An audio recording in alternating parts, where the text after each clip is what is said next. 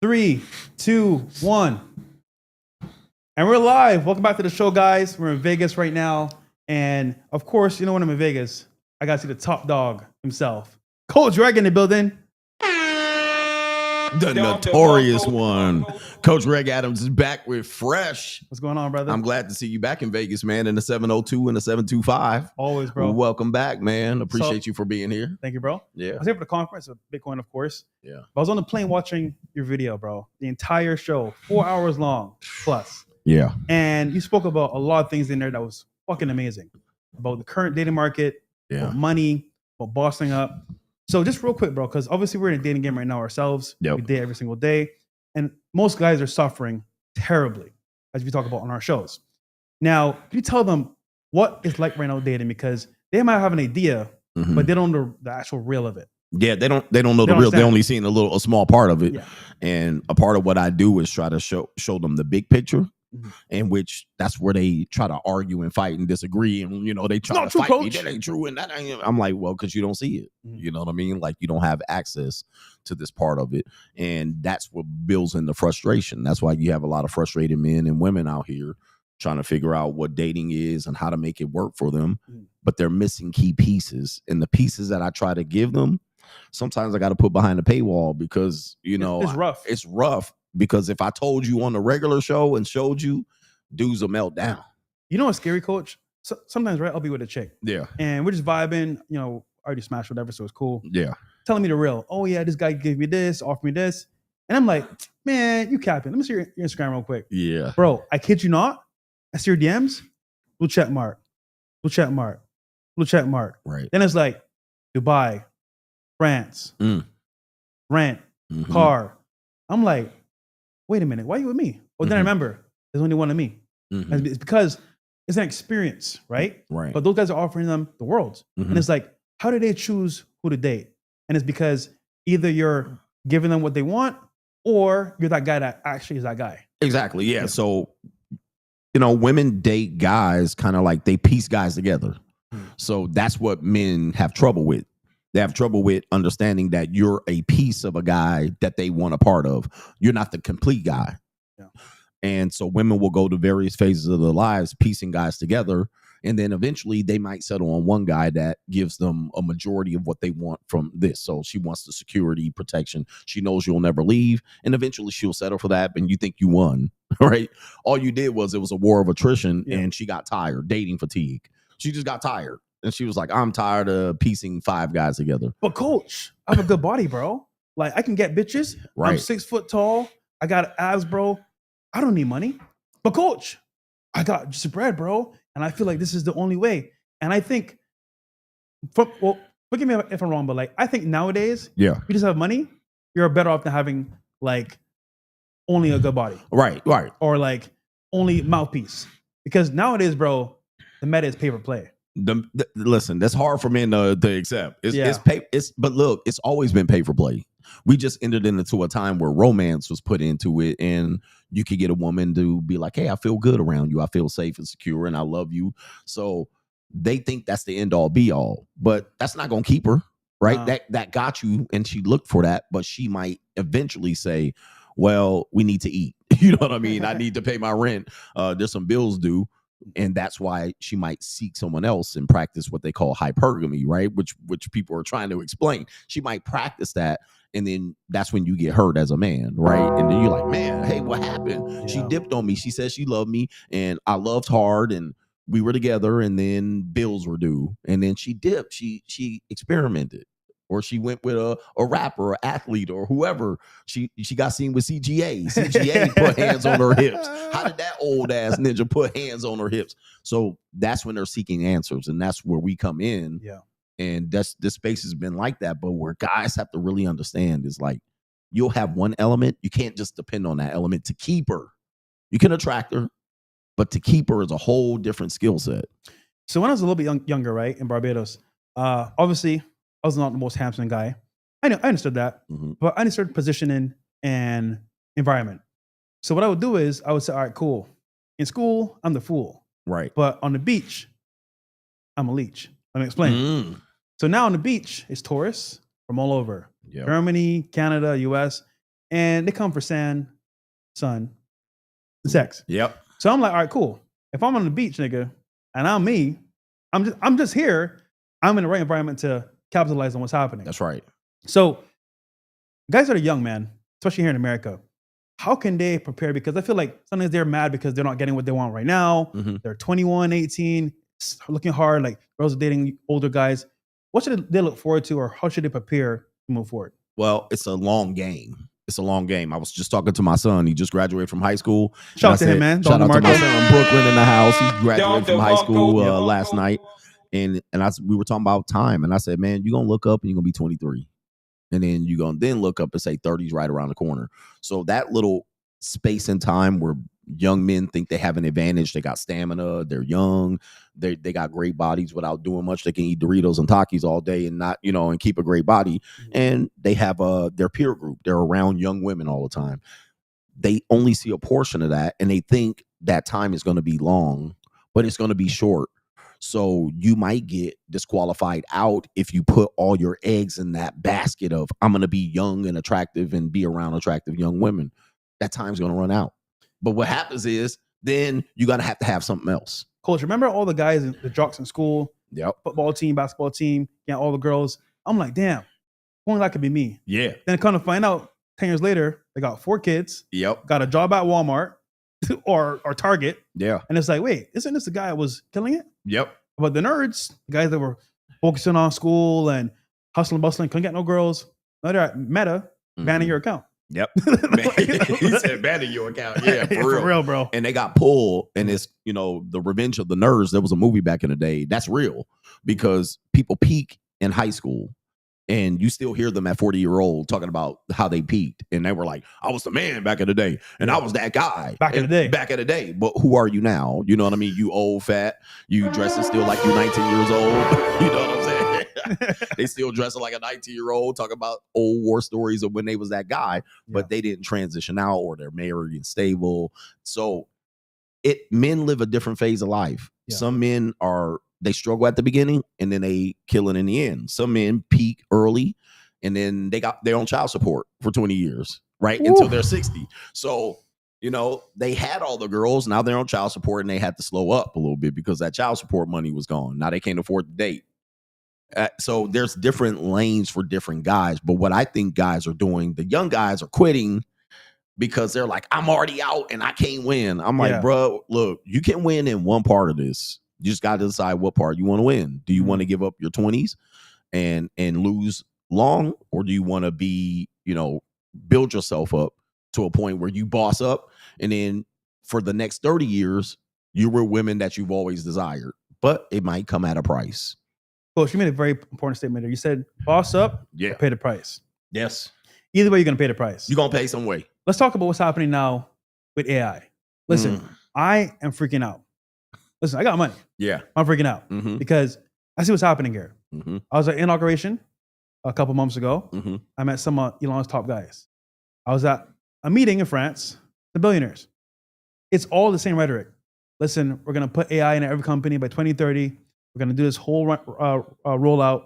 It's going to be better for us at the top, but at the bottom, who cares? And I'm like, God damn, like, I got family and friends that don't know what's happening. And I tell them, and it's like, oh no, the rain won't fall. You remember Noah in the Ark when Noah was like, it's going to rain, it's going to rain. They're like, nope, it's not going to rain, buddy. You're a loser. Then it's like, all of a sudden, it's raining. But it's too late. You should have prepared before it happened. So guys watching obviously are more higher IQ, hopefully. And you're thinking about your future and your family. Now, come to find out though, if you don't prepare now, look what's happening with job market. It's flopped. I'm in tech, bro. 180,000 jobs were lost from Meta, from Microsoft, all over. Walmart, a whole bunch of people started. And it's like, wait, hold on. These people got a degree, and that's all they know how to do. How are they going to survive? And kind of find out as well, imagine regular jobs. Even clippers, so to speak, that are not conventional jobs, they clip content. I could put it into the system for the most part, website, put in like an hour, 2 hour long video, get 10 clips. Oh yeah, right off of the Opus on all these clips. Yeah. So I am worried for people because I'm like, damn, I want to help the people wake up, but some people are asleep at the wheel. Yeah. What do you say about that, Coach? The problem what you're having is, and I'm having this problem too with some of my audience. Some of my audience get it and some don't. Is people hate change. Yeah. But unfortunately, you know, I'm almost to the point where I'm 50. So I know change is inevitable. I've seen change already, but you have a lot of people that want to keep status quo.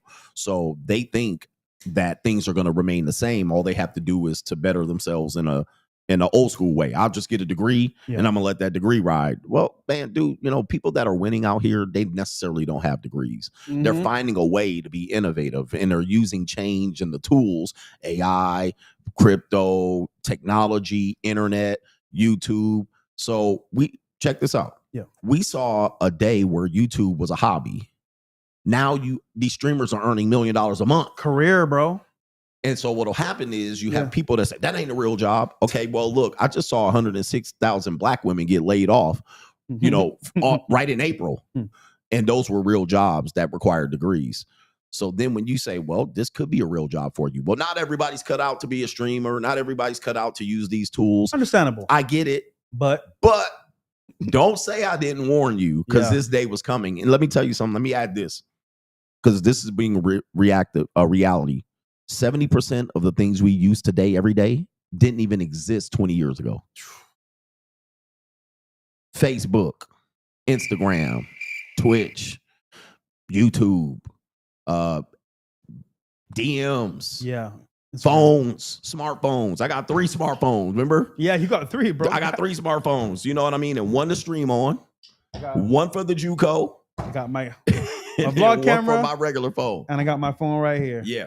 So like things that you know, to have a cell phone, that was like you didn't need that. I'll just wait till I get home. Now you need that. Yeah. So almost everything we use was non-existent 20 years ago. 20 years ago, I was in college as an adult. I was an adult 20 years ago. So if I still stay status quo, if I just said, no, well, everything I'm not going to adjust to Facebook. I'm not going to get a social media account. Forget email. Forget YouTube. I don't need to subscribe to that. You lost. So when I'm saying with AI and all these things that men need to boss up on, and they're saying that they don't need to do it, when I'm saying, hey, obviously, if you use these tools, you'll be in better position, but you got to put in the work now or else you're going to be scrambling and scraping for shit. Yeah. I think a lot of people too don't see what's coming and they're kind of like, all right, well, you guys are talking, but like, I don't see anything happening. But when it's too late, it's too late. And I remember this happened a couple weeks ago. I met a guy actually, 21 years old, young kid. Yeah. Right? He created a business from AI, from the store to the content. And guys, by the way, guys watching, man, like, I know this sounds crazy, but like, it's happening in front of your eyes. We're bringing them on the shows. You think it's a joke. Oh, this is cool, whatever. This is real life. 21 years old, has made last year $20 million. 20 million? At 21, what are you doing, coach? At 21 years old. Trying to play basketball, pick up the games at the park. You know what I mean? I think I was coaching some little league basketball teams. Bro, I'm in school, nerding out with my games, having some fun a little bit, riding bikes, but I'm still like trying to figure shit out. I don't know how to make money. Right. He's 21, 20 mil last year. And it's all from AI. He was struggling. His mother needed money, family needed money. He didn't know what to do. He found a guy online promoting e-commerce. He said, okay, cool. If I can use AI with this right now, I can make this shit work. Right. He did that. He built a store in 2 minutes, literally. 2 minutes. He put what he wanted. The AI system built. Then he found a product. He said, AI, find me a product that's selling right now at a high scale. That's low volume. Right. Found that. Then he had another program that created a creator, like an actual creator, random person to push the product on TikTok. $20 million later. Yeah. And I'm like, damn, nigga, make me one. Right, make me one, yeah. He's making me one right now to peak. Yeah. But the point is that, like, this is happening because the tools are here that weren't here in the past. They're here today. And the gap between wealthy and poor is so wide now, it's almost like scary. And we got like 5 years left, bro. I always tell them, guys, they don't want to listen to this. 5 years left. Yep. Listen, guys, you know me, guys. I'm the networking king, just saying. I love to network. He is, yeah. And ask questions. Hey, bro, what do you do for a living? What's your future outcome? What do you think is happening? And it's like the same thing. They're at the top. or we're just gonna travel to Ibiza, Monaco, 100K. People can't afford to pay rent. Yeah, and it's like the difference is so vast. It's a but. Let me. I'm gonna come back to a point you said. You said you're trying to sound the alarm. Yeah, and you're trying to help young men because you have a heart. You know what I mean, and you have an audience, and you're like, well, let me use this audience to tell them what they have, but also. There's some people at the top. They don't care, bro. They don't care about you. They don't care enough to tell you this. Nothing. They have no clue. And so I saw a video of a yacht party in Monaco during F1. They was having a party. They had party and top notch punani, and they was spending money left and right, money that you could use, but they don't care about you. So I told people all the time on my show, it's only a matter of time before I say, well, I don't give a fuck about y'all neither. Right, because I got mine, but I don't say I didn't warn you. Unfortunately, when we're warning them, it's going to sound like grifting. It's going to sound like, because the game is to be sold, not told. Yeah, you got to make a couple of bucks. I don't have time to just counsel everybody off their couch. Yeah, so I want them to put a little skin in the game. They don't want to put skin in the game. So at some particular point, you have to say, hey, I warned you. You didn't hear it. I always say 2032. I'm from the year 2032. Yeah. I know it's already here. Yeah. You guys are being left behind and priced out of life right now. You did a reaction to somebody that's a passport bro. Traveling. Remember this guy, right? He admitted, he said it word for word. He said, listen, it's too high now for prices for women. And I'm like, wait, what? You left America because you didn't like the women here to go over there and find a feminine woman? Yep. But now it's too expensive? Oh, nigga, you still paying. Still paying. And so they had to admit. And I was like, listen, and I know what's going on with when you travel, you know what time it is. Yeah. And so he had to be like, what time it is. So his solution was to lean back on some game and lean back. And I'm like, okay, wait. So you left America not to run game. Now you over there to run game? I was like, bro, that didn't work out. And he's like, oh yeah, I can make more money if I want to, but I don't even spend money on this. Wait a minute. So then, nigga, what are we doing? What are you doing? Why don't you bring your ass back here? Because but here is more expensive. Let's just call it what it is. The United States is very expensive. It is. The UK is very expensive. The euro compared to the dollar is terrible. Yeah. I mean, it's terrible. 4,000 is 6,000 US. 4,000 pounds is $6,000 here. So it's terrible. It's roughly that. So these places are expensive, but they're developed nations. They have opportunities of a lifetime. You can make more money in these places than ever if you use the tools.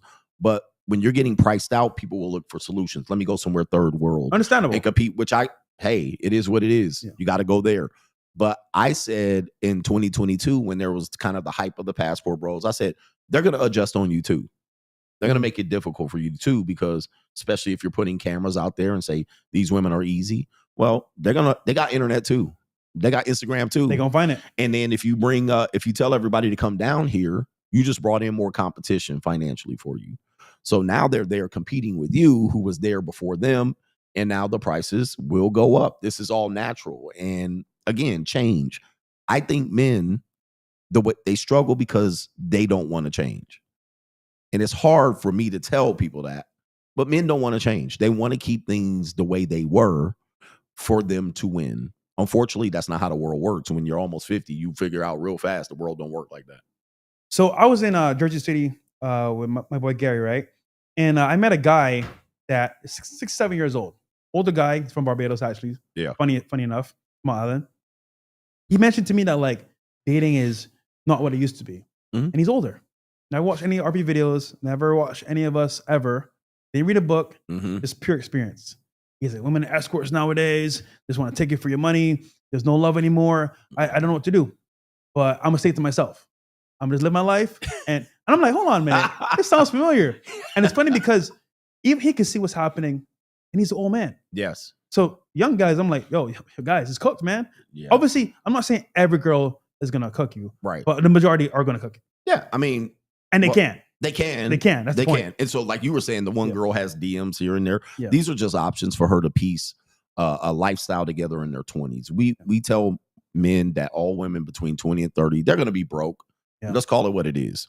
But they don't consider themselves broke because they have an option. You at 20 and 30, you're broke, but you have to build something. Yeah. But if a guy's 60 and he can recognize that monetized dating has become from a covert operation to a overt operation.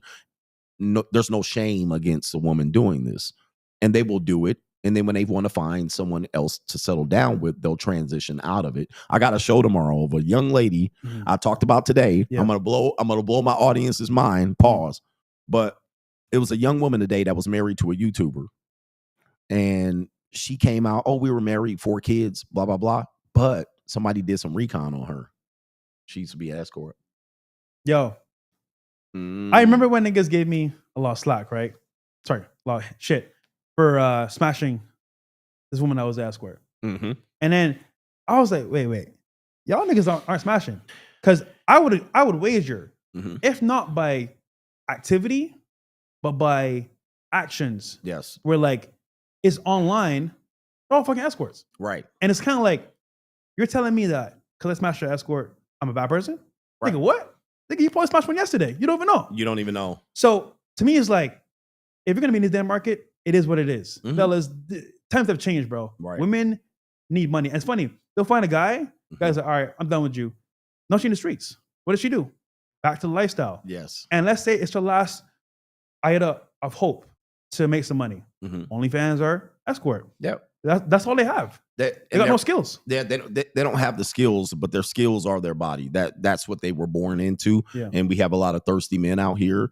No matter how much you guys want to say the simps are messing it up for you, that's your competition. Yeah. So and they paying. And they're gonna pay. They're gonna blow you out of the water at least temporarily for that night on that Friday night.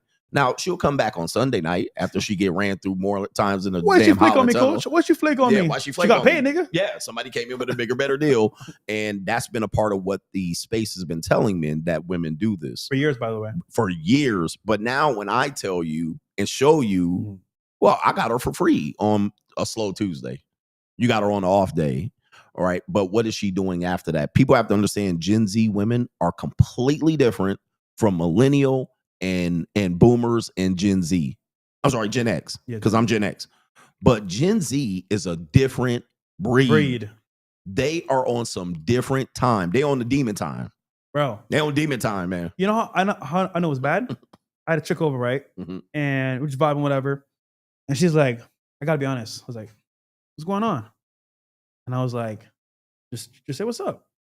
She's like, well, I looked you up. I'm like, here we go, nigga. Here we go. She looked me up on ChatGPT. She said, I kid you not, verbatim, she said, is dating fresh long-term a good idea? Wow. Bro. Wow. Nigga, I already know my digital footprint on social media. I already know what this is. Dude, she even tell me. I was like, oh, here we go. Yeah, here we go. Know. I'm like, she said, it says, he's a very nice guy. Amazing guy. But long-term, it won't work. Wow. Dang. I'm like, this nigga's against me. AI is against me, bro. AI is against you. But this is because of the podcast. It's like, oh, his talking points are not for long-term, and maybe he won't take it serious. Well, I mean, that's pretty obvious, but like, you know what I'm saying? So now it's like, I'm fighting against ChatGPT. Wow. Nigga. Yeah, you out. But what we always tell guys is that ChatGPT is their friend. Bro. That's their best friend. They friend use it for everything. They use it for everything. And I asked her, so why don't I just call your dad and ask him about what you know about me? Yep. Oh, I could call him, but this is easier. And I'm like, damn. So they're gonna bypass their man and their dad and use ChatGPT. Yep. Cooked. I have a Gen Z girl. She's sitting at the house waiting for me right now. Let's fucking go right now. She's waiting for me to come back. But she said, if I want like all the things that they needed men to learn from as mentors, they got ChatGPT now. So they no longer need a man to learn from. Like, think about this shit. Think about this. Think about the implications of this long term. Yeah. Where women have to go, okay, if I want to learn how to invest, if I want to learn how to, this, and they don't need men for that now. So before, what would they do? Find an older guy, ask some money, and say, listen, can you mentor and teach me or show me how to get some money?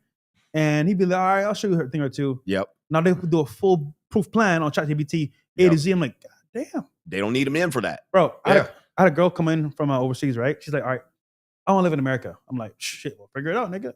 Don't look at me. Boss up. You know what she did? What? Looked up a whole plan on her business plan idea that she had in her head on ChatGPT. Yeah. Hit up some people that she knew from her country. Bro, now she's living here in America, but not planned. Yeah. And I'm like, God Damn, bro. That's how fast things are moving, and I think how slow things are moving for guys. Because there's some guys right now telling me they're listening to this stream. Man, y'all got it wrong. Yeah, right. Because what their plan is, and I've been trying to get to this and trying to expose the manosphere and the red pill for this particular mistake that I've seen us make for 10 years. The mistake is these guys are going to wait till they hit the wall. That's what they're doing. That's their strategy. Well, it ain't gonna work out for the end, and they're gonna be broke at 40, and they're gonna be a single mama, and they're gonna hit the wall. Well, that's true. That's what we said in 2018, in 2017. It's true, and yes, women are gonna be maybe regretful of making this decision. So let me get this straight, gentlemen. You're gonna wait 25 years to say aha to a group of women that you couldn't be successful with. Now you're 48 with no goddamn money. And you think your only resort is to laugh at 48-year-old women instead of having a 24-year-old woman waiting at home because you lost up. Like, that's where guys in the red pill have been cornered. Not only that, the old wall was like 32, 35. You know, they're going to lose their looks. They're going to hit the wall. Their boobs going to be sagging. And we win. And then we got advantage over them. Not anymore, bro. They got Botox, anti-aging studios. They got spas and all kind of stuff. They taking taekwondo and kickboxing classes.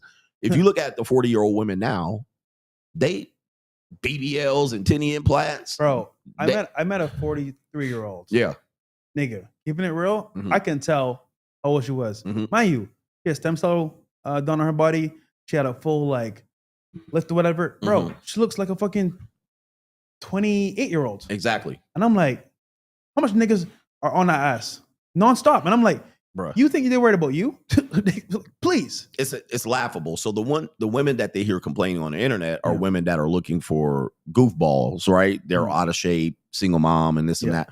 But if you go to the higher end, you go to a suburban neighborhood, you go to Equinox, you go to these high end gyms, bro. These women they chopped, right? They still 40 and they killing the game, and they got I had a Filipina chick who was like, hey, we can still get married at 50 to an old white man's gonna pick us up. Like, we good. That's true. All we have to do is stay in shape. So where the red pill had a good idea with the wall, it just doesn't exist. These women are taking HGH and they put testosterone in their back. They're finding a way to beat that wall. They're finding a way. Now, it may not work out for them, but for the guys, but that was our carrot. Okay, I'm gonna be 32. She's gonna be 32. She's gonna be priced out. She's gonna hit the wall. No job and this and that. But I think over the last 10 years, they found a way to insulate themselves against that and push that number to 42. And now they're having babies at 42. Yeah. Right. They'll find the simp. Technology, new medicine, other means. IVF. So I call it the miracles of modern science. So they've used the miracles of modern science to compete against that wall where men were waiting to get that advantage, and they're finding out, wait, these women are still in a little bit better shape. So what do we do now? And I say, go to the JUCO, ninja. Okay. The JUCO is a place I've been trying to hide from for a while. It's because the argument is, all right, fresh, you pay for box. Right. Nigga, I wish I did. Because if I did, nigga, that whole Asian debacle would not have been a thing. Right. But then I wonder, I got friends in the industry, celebrities, rappers. I was with one today, and they all pay, right, and they have minimal to any issues at all, right, and it's because girls don't want to be seen as sluts. That's right. So, well, to that extent, oh, he paid me for box. They don't want that shit, right. So they'll just walk away and say, all right, cool, fuck it, is what it is. But you're gonna pay anyway. That's a hard even when it's free, right? And I got the game, got the lifestyle. I'm winning. She's happy with what's happening. We good. Ain't no money exchange. We just having a good time, and then things happen. Then it's like, yeah, but like, times are hard and all shit. And then before you know, it's like, well, could you help me? No, bitch, I can't help you. Yeah. Then now they're mad. You got it for free. Yeah. And fellas, this is why I learned the hard way. As you guys saw my situation, right? Like, legit, I thought I could do this till the sun comes down all day, just lifestyle, whatever. But they want their blood back. They want their pound of flesh. Exactly. See, there was a time, I always tell these stories. There was a time where, and you might have remembered it, where A woman was happy to get into, my boyfriend has a truck. My boyfriend has a Lambo. She was happy to be in the passenger seat. Facts. These bitches want their own Lambos. They want their own Porsche. They want their own, like, that's Coach. where they at. That's where the chimes are changed. Coach. Yeah. For example, we got G-Wagons, right? Who? We got G-Wagons. Yeah, exactly. You know what they say when I hop in the front seat? What? It's my dream car. I'm going to get one day. Exactly. Or they're like, oh, I'm getting one of these soon. Exactly. And I'm like, bitch, from what? How? Yeah. But then I remember, yeah, it's the OnlyFans. It's the guys giving them what they need. Bro, there's so many avenues they could use to get one. Or they just say, oh, I'm a rich boyfriend. Babe, it's my birthday. I got one. Exactly. So I just think that like guys don't understand the actual issue because this is an issue for guys because it's not going to go your way right. at all. Yeah. So what do you do at this point? Boss up. You got to boss up. And I think that's the only solution. Because we tried shame. Get shot every day. We tried to shame them. Yeah. We tried to say they ain't gonna win in the end. We tried to say the digital footprint is gonna mess them up. Yeah. You know, we tried to shame the simps. We tried to shame the tricks. And we tried just about everything. Not working. And it's not, we could clearly see that they did a good job of kind of working around beating those things. You know how bad it was, Coach? What's that? I remember we did a show back in the day, After Hours. Yeah. There's a girl on the show that did OnlyFans. Yeah. Bro, she was annoying, boisterous, all these things. Yeah. You know what she said after the show when I saw her out? What's that? Oh, my subs went up by 2K. Exactly. I'm like, hold on. 2,000 niggas Mhm. subbed your channel after the show? Mhm. Yeah, and now they want to fly me out. And I'm like, bro. And then they wonder why we're in this position because niggas don't care. And the fact is, they might act on, oh yeah, bro, she's a bitch, she's about bitch, whatever. Yeah. Bro, why close doors? Oh, Fresh and Myron, a coach are just bad people. Don't mind them. You're a queen. And I'm like, nigga, I'm like, these niggas in the chat talking shit. I'm like, bro. Yeah. And I think that's a tough thing for men to deal with because we're giving them exposure and people are watching us, but they're going to go to where the woman is. So they're going to find out everything about them. They're going to know them and their name, subscribe to them, follow them, and possibly send them money. I just don't see where men are going to win long term by waiting for this to fall apart. That's where guys are waiting. This is going to fall apart. But now AI is here. Now video AI is here where you can make a literally video person. So I met a guy that manages OnlyFans creators. He's big. Like this nigga's like millions of dollars, right? Could retire today and live good life. You know, he told me what they do. So most guys, right, will follow a girl on Instagram. Think nothing of it. Yeah. But what happens is you start to become like infatuated with their beauty. And they post stories, they post, come find me here. Now, obviously, if you're a strong guy, all right, I don't give a fuck about going on OnlyFans. I'm just gonna look at her content. Yeah. But over time, it's like kind of like a drip effect. You become kind of like amused by it. And then over time, he's like, you know what? I didn't want to stay without clothes on. Let me just take a sneak peek.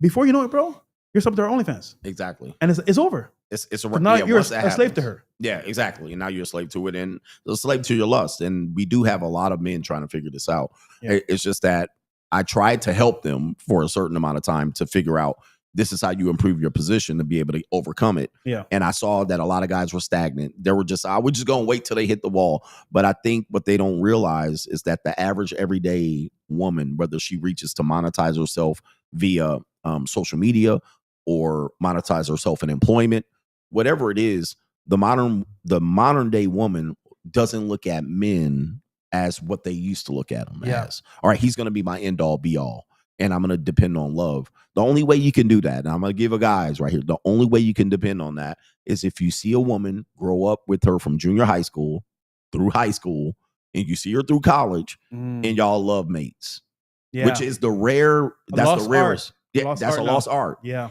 because there are people like that. And there are people that you might see because, people will tell you, you guys need to touch grass. I see couples out all the time and they look regular. And I'm like, if she's attractive, she's been monetized in some sort of way.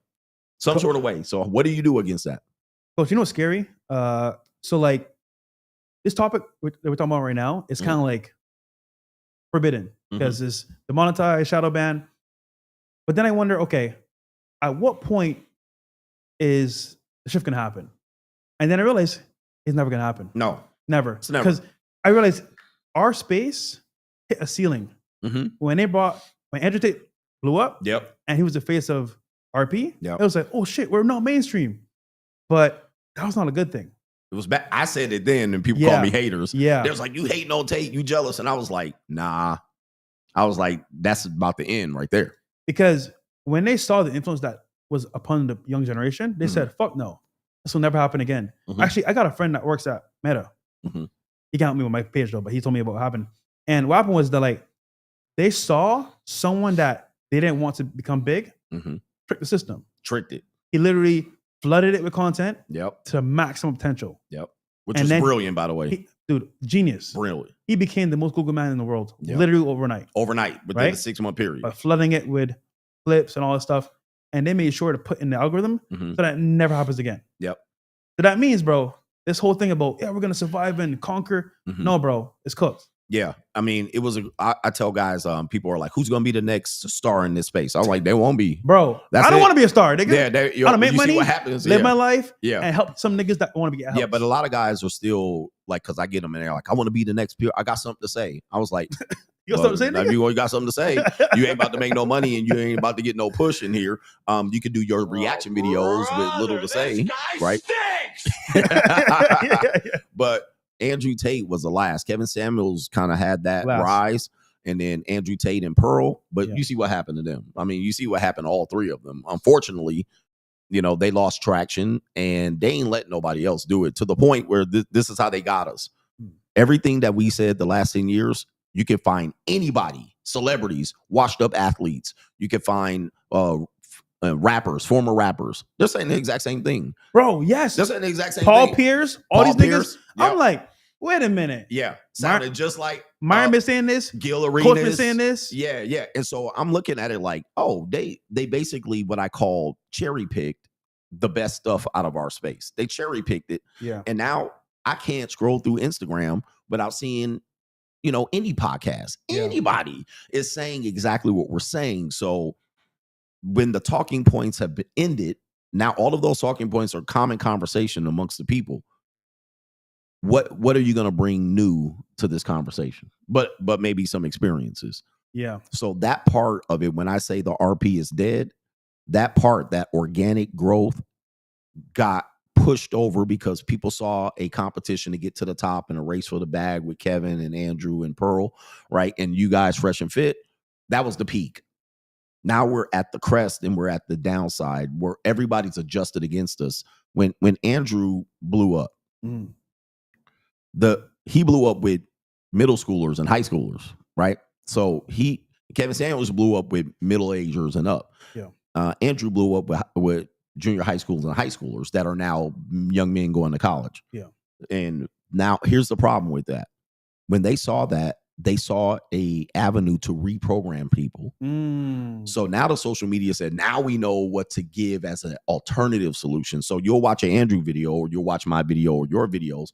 And the next video suggestion is going to be anti everything I just said. Okay. So it's going to be more balanced, anti, and they'll push you to Gilbert Arenas. They'll push you to Shannon Sharp. They'll push you off. They figured out how to push you away from me and limit my growth and shadow ban me to where now you're going to get a different message. You're not going to get that hardcore shit. You're going to get some watered down version of it. And it's going to be comical. You're going to get a skit that says what I say. Oh, it's just a skit.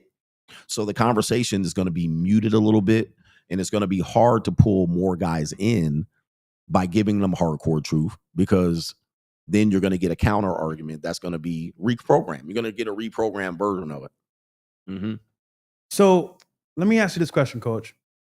Marriage itself, right? We've both been married, divorced. Is it viable today? And how should somebody do it if they're going to do it at all? The marriage is new, so it's not the old marriage.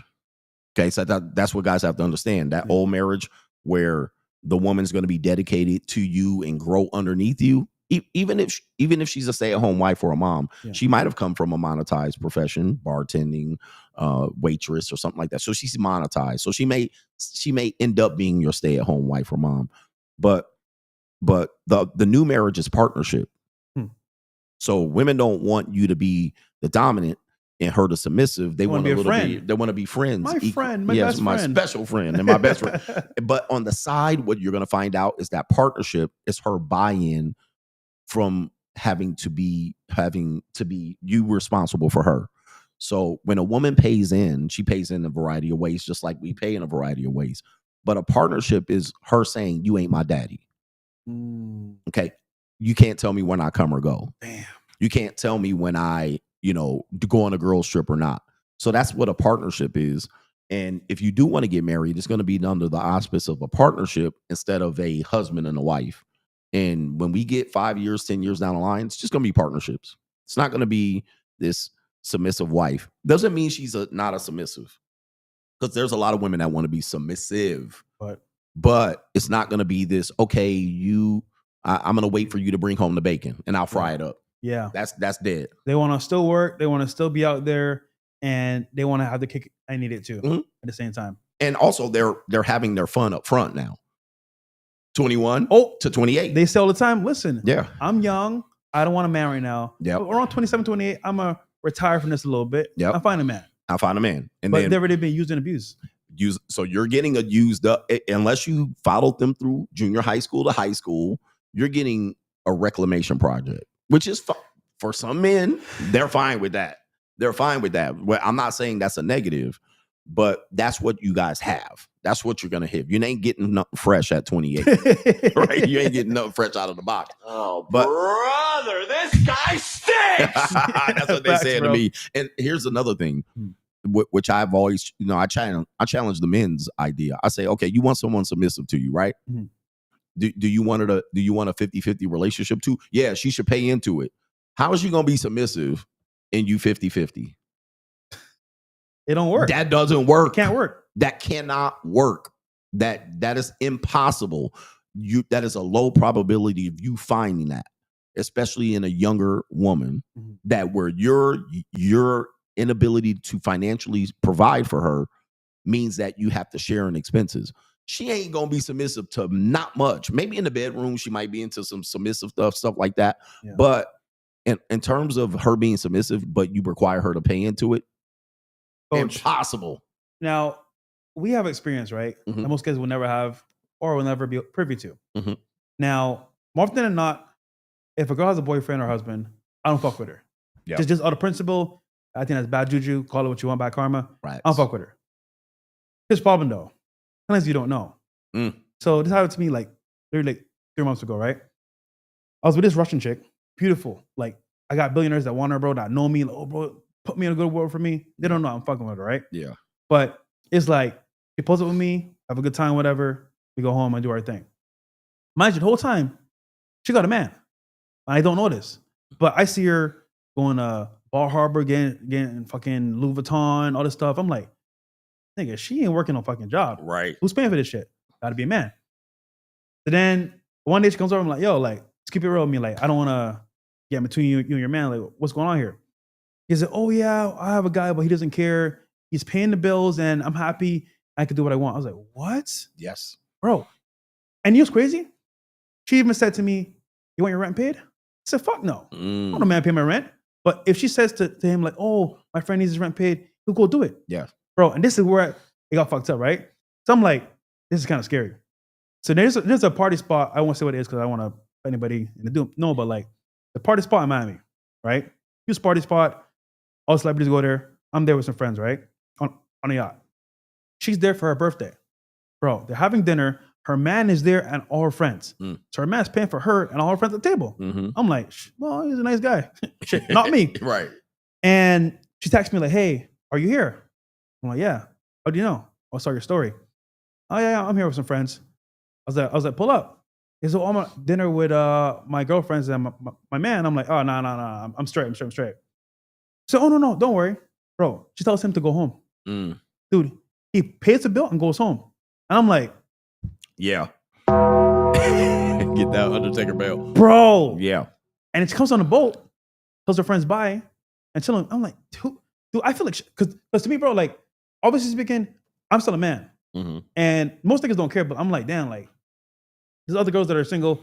So now I was like, bro, he don't know what's happening. Mm-hmm. He just being a good boy. Right. He's been, yeah. But that's the meta for most husbands. They pay the bills. Yeah. The woman does what she wants, and he has no idea what's happening in real time. Yeah. And let's say for that guy, he probably couldn't get her without that.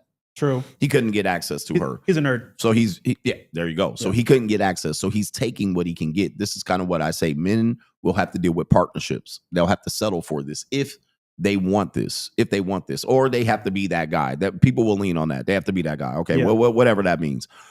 I just think where guys are missing it, they may say, well, that's in Las Vegas, that's in Los Angeles, that's in New York, that's in Miami, and those are the 304s you're messing with. Unfortunately, we do have to admit attractive women go to where money is. If you look at the cities that have the most attractive women, the men have access to those things. So if you're going to be in Little Rock, Arkansas, and tell me, oh, I'm going to just get me a girl from Little Rock, okay, you're going to deal with a Busted Pillsbury biscuit can or some sloppy yogurt or a regular average Becky. You know, that's what you're dealing with. Bro, Miami is a hub. Vegas is a hub. New York is a hub. Yeah. People come for vacation, to let loose and have fun. Right.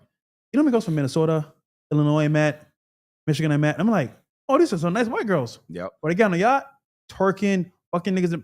I'm like, yo, this is, and they be like, oh, I have a boyfriend back home. Mm-hmm. You got a boyfriend back home? Yes.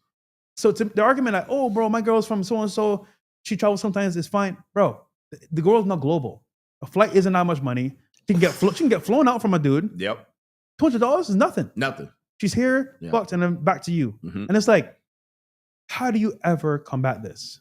You gotta boss up. You gotta boss up. You gotta be the guy that's there, that's actually the guy with the money. Yeah. Or you gotta have whatever. You gotta be 6'8". You gotta have that quality. King 6'8". Love his content. I see him all the time, man, in Miami. Bro, okay, listen, this is keeping it real. Guys, Mr. Organic and King are running Miami. Them niggas, bro, when they pull up, I don't care who you are. You could be a fucking celebrity athlete. Yeah. That niggas is 6'5", got the muscle tattoos. Yeah. Bitches be like, bro, all I say is Mr. Organic. Yeah. On some scraps, nigga. Give me some scraps. Yeah. But when they pull up, bro, it's done. Over. So but this is why I import my own girls. So they're like, hey, they with me from the very start to the very finish. But again, how do you combat this? Because the guys that are actually getting the girls, bro, they don't give a fuck. They understand what it is. There you go. Like guys not getting bitches. They're like, oh, bro, I'm gonna find me a queen, bro. She gonna be a virgin, and y'all niggas talking shit. Y'all don't know what's happening, bro. It's bad, bro. Well, men live in a fantasy world. We used a long time that women are delusional. I'm finding men are delusional. Men are too. The men are absolutely delusional. But what the important point you're saying is that, and you said this about the money. The people who have access, they don't care that you don't get access. Neither do the women. Bro, so there's no sympathy. Shits, bro. Nobody's thinking about maybe we should do something about this poor guy in Connecticut that can't get any. Maybe we should be more sympathetic. What we've learned is they don't care. So coach. Yeah. Can I just add to your point real quick? Yeah. I know niggas in Miami. They got bread. Some scammers, some niggas got money from whatever they do, whatever, right? Right. They'll see you with a girl. The moment you go to the bathroom, yo, they moving in. I'm on Instagram. Bro, I kid you not. This happened to me one time. I kid you not. I'm out with some people that are in the industry, right? And I want a chick from France. Legit, bro, right? I get up to go say hi to somebody at another table.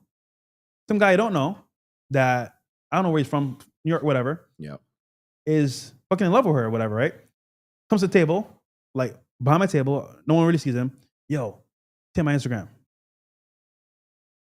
As soon as you step away. Instant. Yeah. Now, mind you, luckily she didn't take the Instagram. And she told me what happened.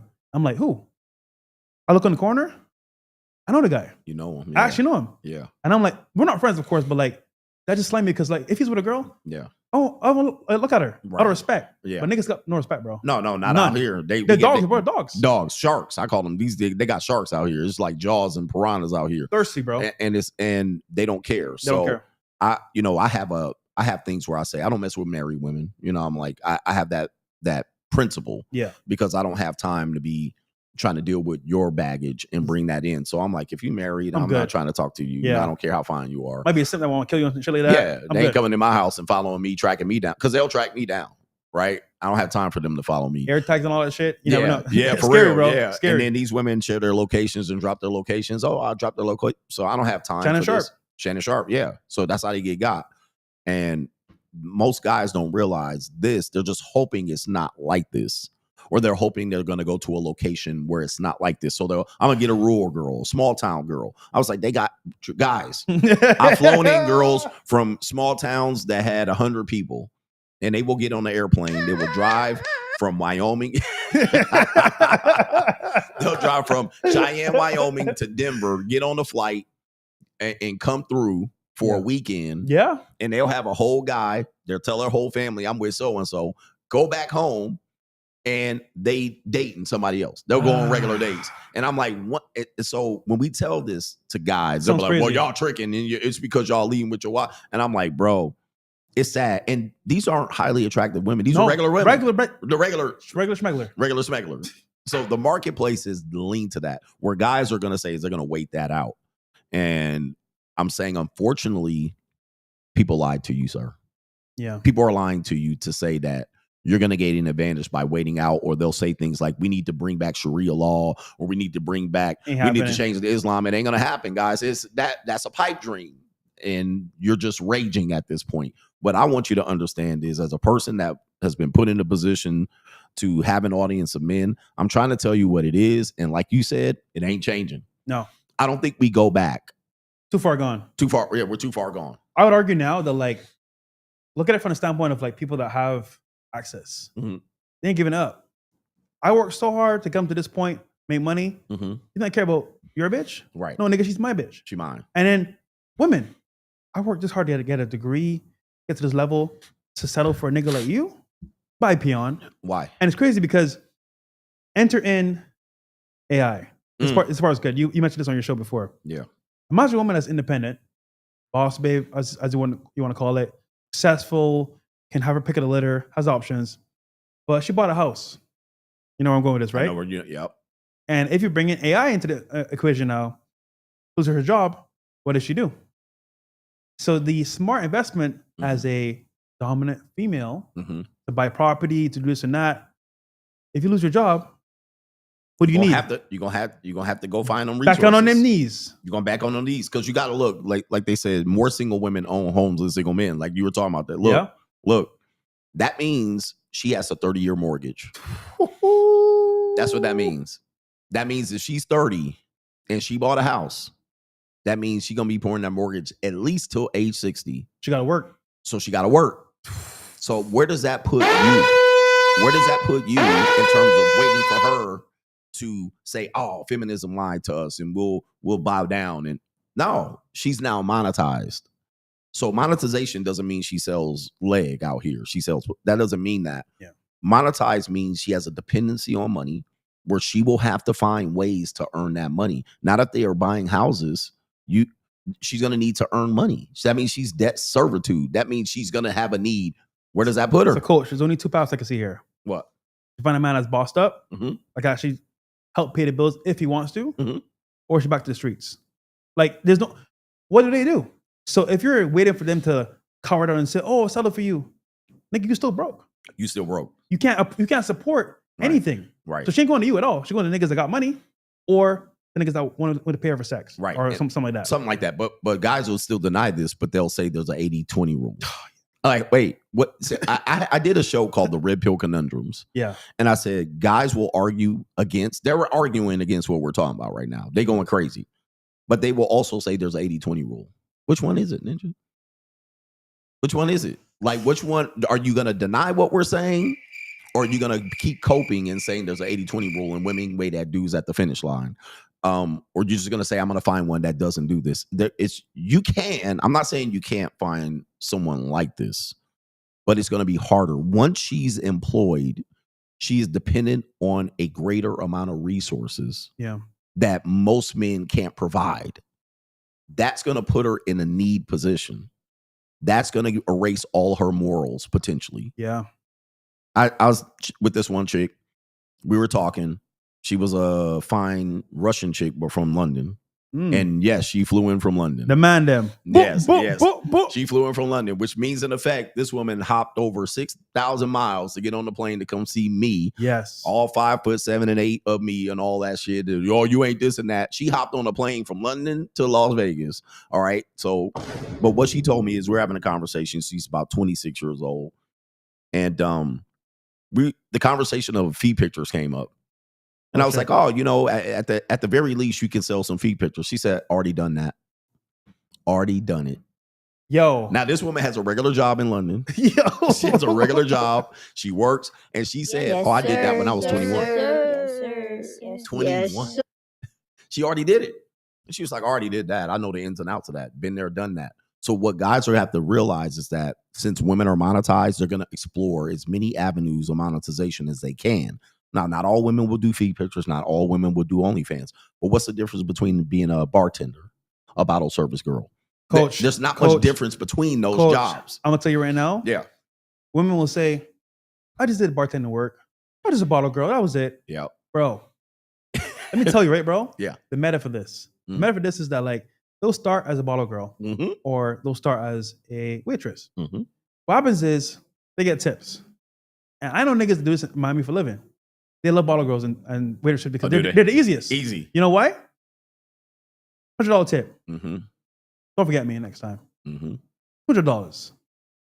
$500. You know what? Tomorrow miss work. I'm taking you out. Yep. $1,000.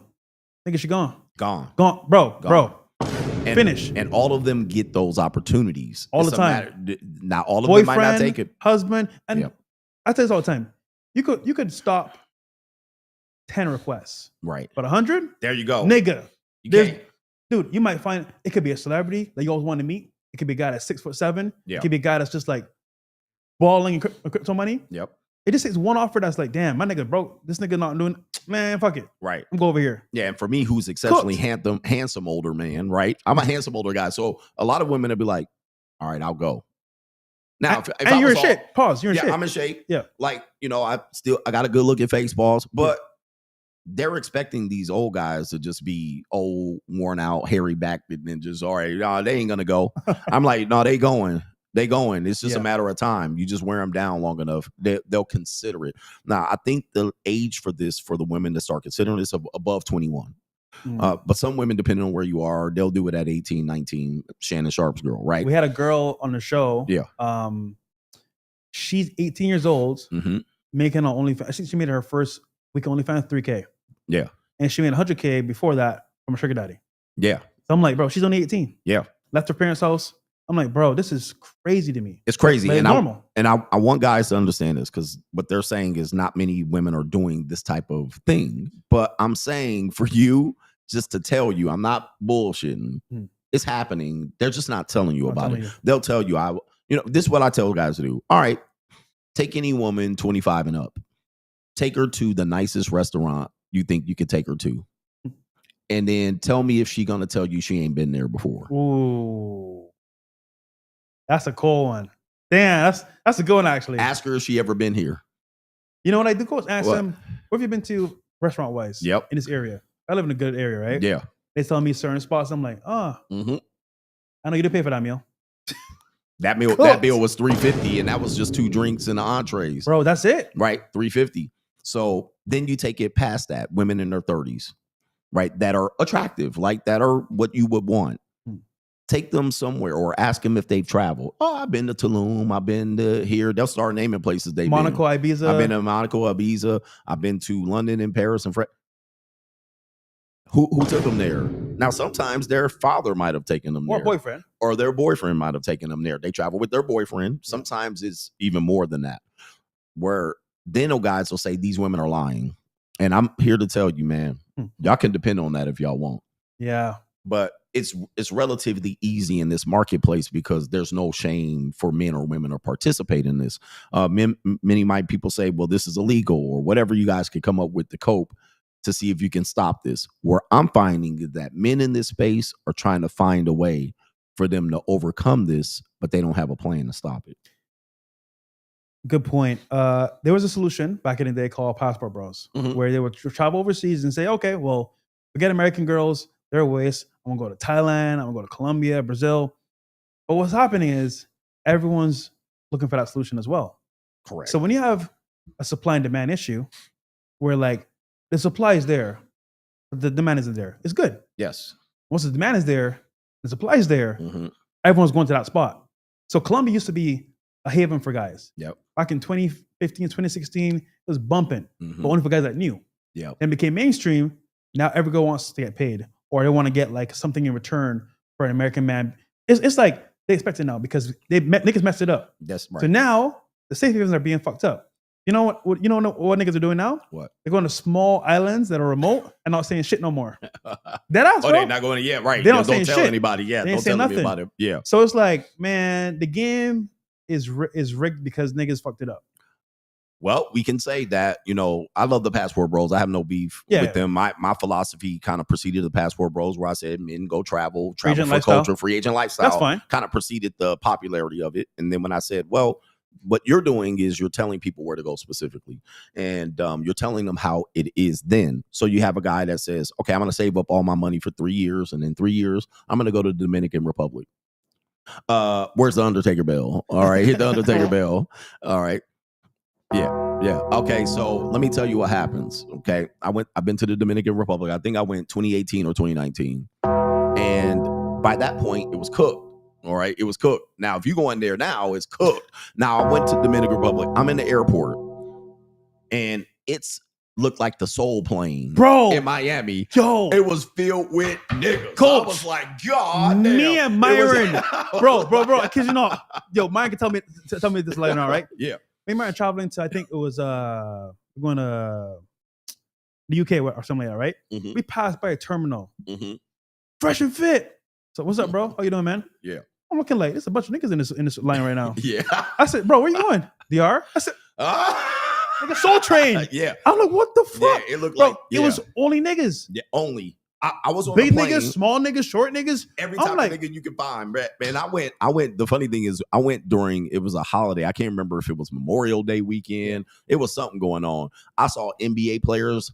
I won't name names, bro. I won't name names, bro. It was rappers, NBA players, because I think I got in at Miami. Yeah. So I flew in from LA to Miami to DR. Yeah, man. I was like, oh, this supposed to be the place I'm going to where the women just gonna be grabbing me off the streets and saying, oh, American, and I'm gonna fall in love. I'm gonna find my wife. All right, bro. This look like so many niggas in here, bro. I was like the whole place, and there were women on there too. Yo, Coach. Yeah. You know this problem? Yeah. I come to DR. You go to DR. Mm-hmm. It's the same women. Same women, bro. Same women because they're on Tinder. They're on the apps. Oh yeah. And they're selling. No, on they're Tinder smart. Too. Yeah. So imagine you're like, oh, I found me a queen. She a baddie. He's only my. Bro, she was with somebody yesterday. The fuck? Bro, and then when you left that weekend, another Soul Plane came another in American. The weekend. Yeah, another American. Not only American, United Kingdom, Sweden. Yeah. Like same thing in the Philippines. Dude, you know who? They got Koreans, Swedish, Australian, New Zealand, America. Everybody's going there. And of course, they're like, I'm the man. Here's an extra 200. Yeah. Now, fuck that. I'm the man. Here's one. And then niggas wonder why the price is so high. Exactly. Niggas fucking charging me $100. What the I'm fuck? like, bro, it used to be 30. Bro, it used to be 40. But dude, it used to be 40. But now guys are going over there dropping 200 and pricing you out. Now, I can't stop them from doing that. Yeah. But they will see, they'll give a girl 200. I was in Brazil and it was easy. There was nothing going to be over 150. Like, I mean, it was good. Yeah. But you getting like top notch. Yeah, top tier. But you ain't getting $30. And if you do, they're scab peeling skeezers. You don't want it because you could go to the poor spot in Brazil and you can go to the poor spot in Brazil and you taking chances, right? You taking chances with your life. But the whole thing about that is it exposed it to the world. And now it takes you 3 years to save. Yeah. Dudes are going tomorrow. Oh, what? This the spot? They there tomorrow. They booked the trip on the weekend and they in and out. Group of guys. With a group of guys. Yeah. And they got their Airbnb and they running in and out. They got 4 girls a day. Bro. So, Coach, I get invited to go to Colombia and DR, Brazil every week. I kid you not. Yeah. Oh, bro, we're going over here. Nigga, I'm not going over for pay for no pussy, nigga. Yeah, right. I can do that shit right here if I wanted to. Right here. Yeah. But the problem is that, like, to them, it's like, all right, it's cheaper. Yeah. But by the time you added it, the plane, the hotel, and food and beverages, it may be the same shit. You down $3,500 minimum. Well, done. You down $3,500. So I'm like, minimum, right? I can sit right here in Miami, exactly. drive my supercar, yeah, pull up to the spot. Mind you, yeah, my life is monetized. You know why? Yeah, it's all free for me. Right. I know club owners. Mm-hmm. I know the guys at the lounge. Yeah, strip club. Yeah. I just pull up. Oh, it's fresh. Walk in. Yeah. Oh, he was a celebrity. table free. And I seen this, by the way. Yeah. Because we hung out. I seen people knew you going in because you network. Yeah. And I learned this from Odo Beckham and some other people. Dude, they show up, man, love. But if you start paying, you're a customer. Yeah. You walk in there like you're the shit. Yeah. We got you. Right. Obviously, everyone can't do this, but I'm just saying what I do. Yeah. So it's like, okay, they come to Miami, we have a good time, done. Yeah. But I travel now. I gotta go spend bread, all this bullshit just to smash it. They don't know you. Yeah, exactly. Nigga. But I get why guys do it because that's probably the only option. Right. But now with the high prices, it's like, bro, you're being fucked because, dude, it used to be $40. Now it's 200. Now it's 200 or 150. And so now you thought you was gonna have run through 8 girls, and them girls been touched up. Like when Thailand had Rolling Loud run through there.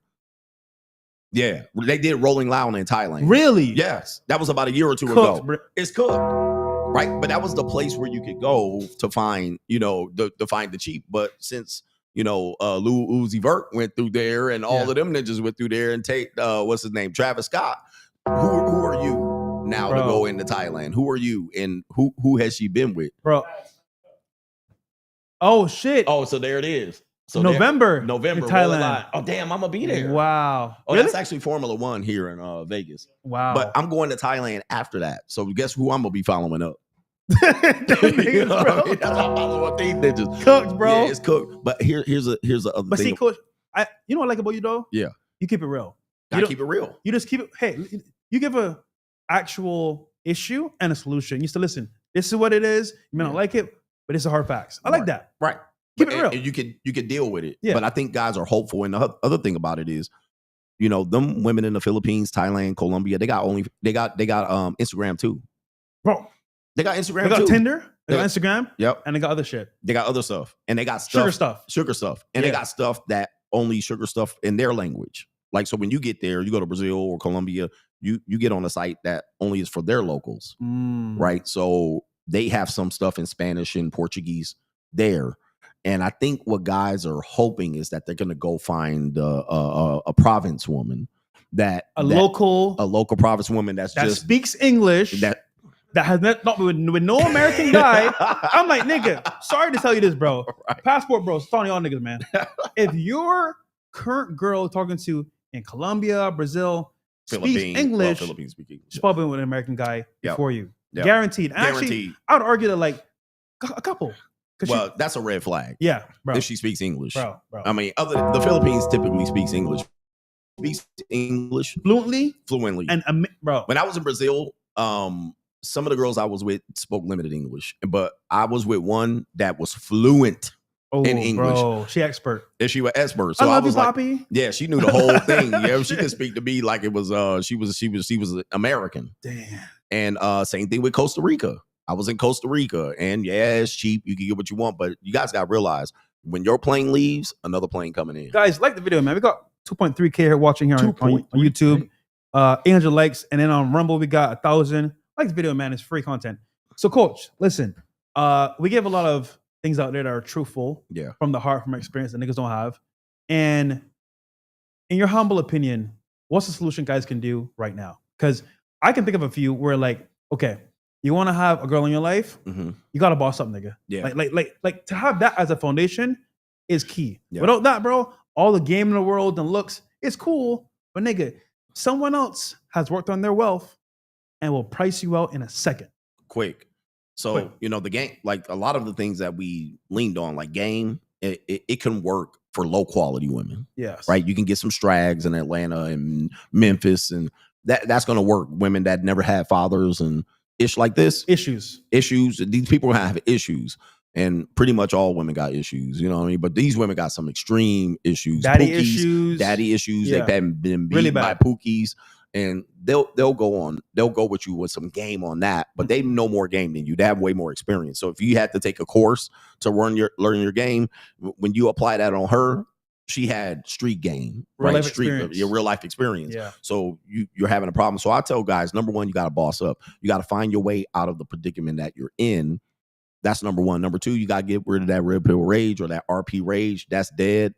It's not going to do you any favors, specifically around the fact that you're hoping for something to help you. That's what people are hoping. Oh, the law is going to change and we're going to do this and the women going to get it.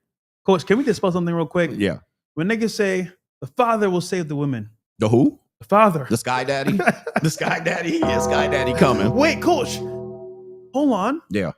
She's a father in her life. She's good. Oh, if they have a dad? Yeah. Oh, no. Guys, I want to put that, I have to fight a lot of guys on my locals on this one. Oh, these women have daddy issues. They didn't have a father. Bro. You know how many women I've been with that have fathers? Bro. They on this side.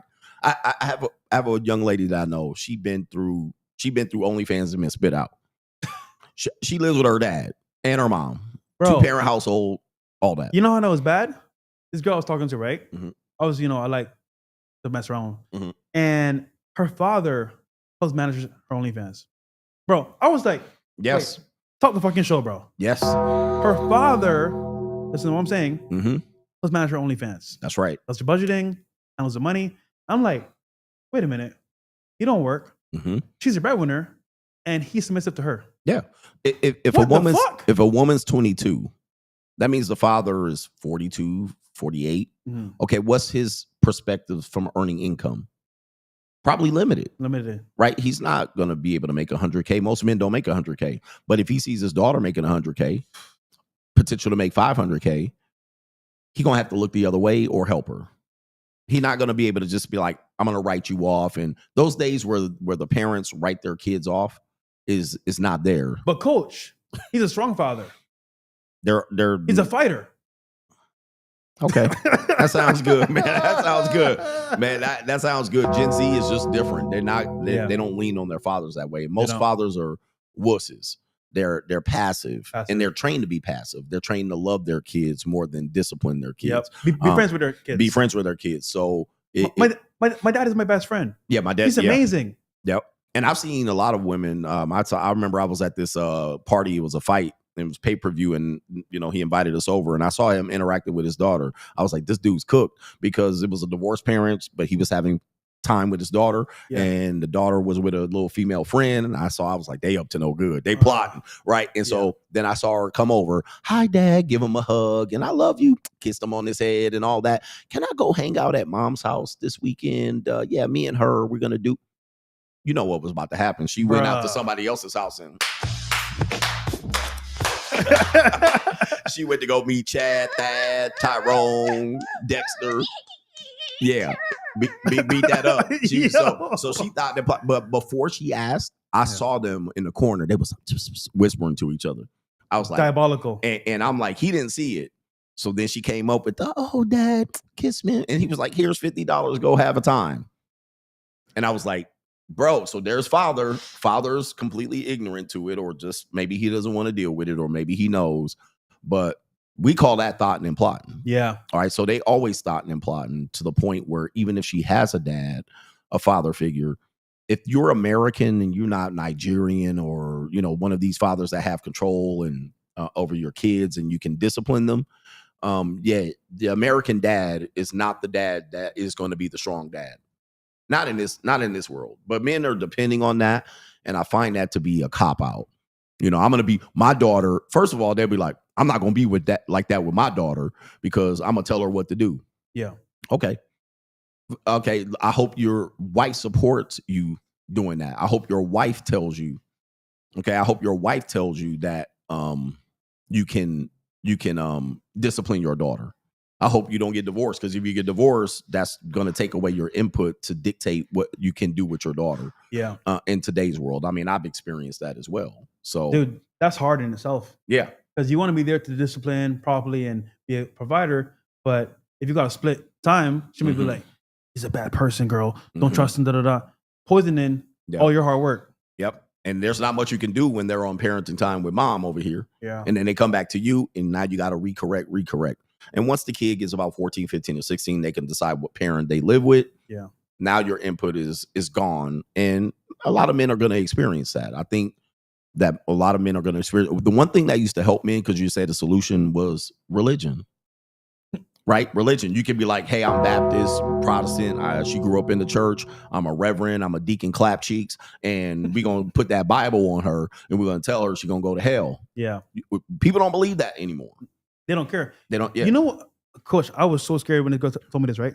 She was like, oh, "This is so good, like hanging with you, all this stuff." Like, 'cause she's like Muslim. Yeah. And then she was like, I'll go to hell for you. I said, what? So yeah, I'll go to hell for you. I said, yo, oh, this is bad. Yeah. Bro, I felt bad. I was like, what the fuck?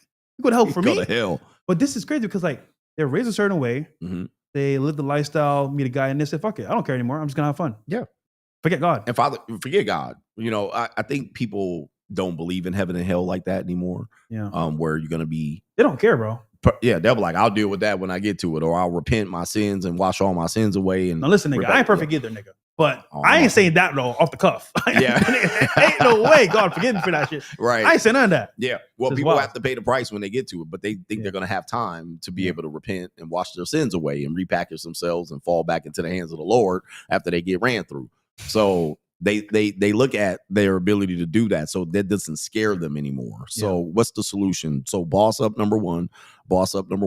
Number two, you got to find your solution. What type of woman you want? What position you want? Do you want a highly attractive woman? Okay, they're all monetized. Yeah, 8, 9, and 10 are monetized. It's sad, bro. It's that. In terms of that, well, I'm a run game. Okay, you're getting broken women. Okay, so now there's women in between that. Okay, I'm gonna want a woman that is willing to go 50-50 and pay in the dates. Okay, that's a limited marketplace too. You can find it, but you know that when women pay into it, they're paying to preserve their own rights. So if a woman says, like you say, I want a woman that pays in or pays for the first date. If she pays for the first date, she's a real one. That's problematic for you because what you just don't understand, because guys will do that. If she pays on the first date or pays half or pays for the entire date, she's a real one. She really likes you. Mm-hmm. And guys want to be liked. I think that's a negative thing, but guys want to be liked. Mm-hmm. What eventually will happen is you'll find out that she has put herself on par with you. She'll never have to listen to you, but you'll get into a relationship really quick with her and say you didn't pay or she paid in. My question is, how much you about to pay now? You in a relationship? And she paid up front. She paid up front. So do you pay later? So do you pay later? She paid up front, so you're gonna pay later. Cooked. So now, once the relationship happens, because you chose the real one, and in 6 dates, you're like, hey, she paid, or she took the cheap date, or she take cheap tacos, or she took coffee. Yeah. She knew what she was doing. She snookered you in. Now you're in a relationship. Now you're gonna find out how much a relationship costs. Okay, you didn't have to pay an expensive date up front. You didn't have to pay for the draws up front. But when that relationship goes over 6 months, a year, 2 years, quantify what you contributed to that relationship or what you put up with. What did you put up with? Attitude.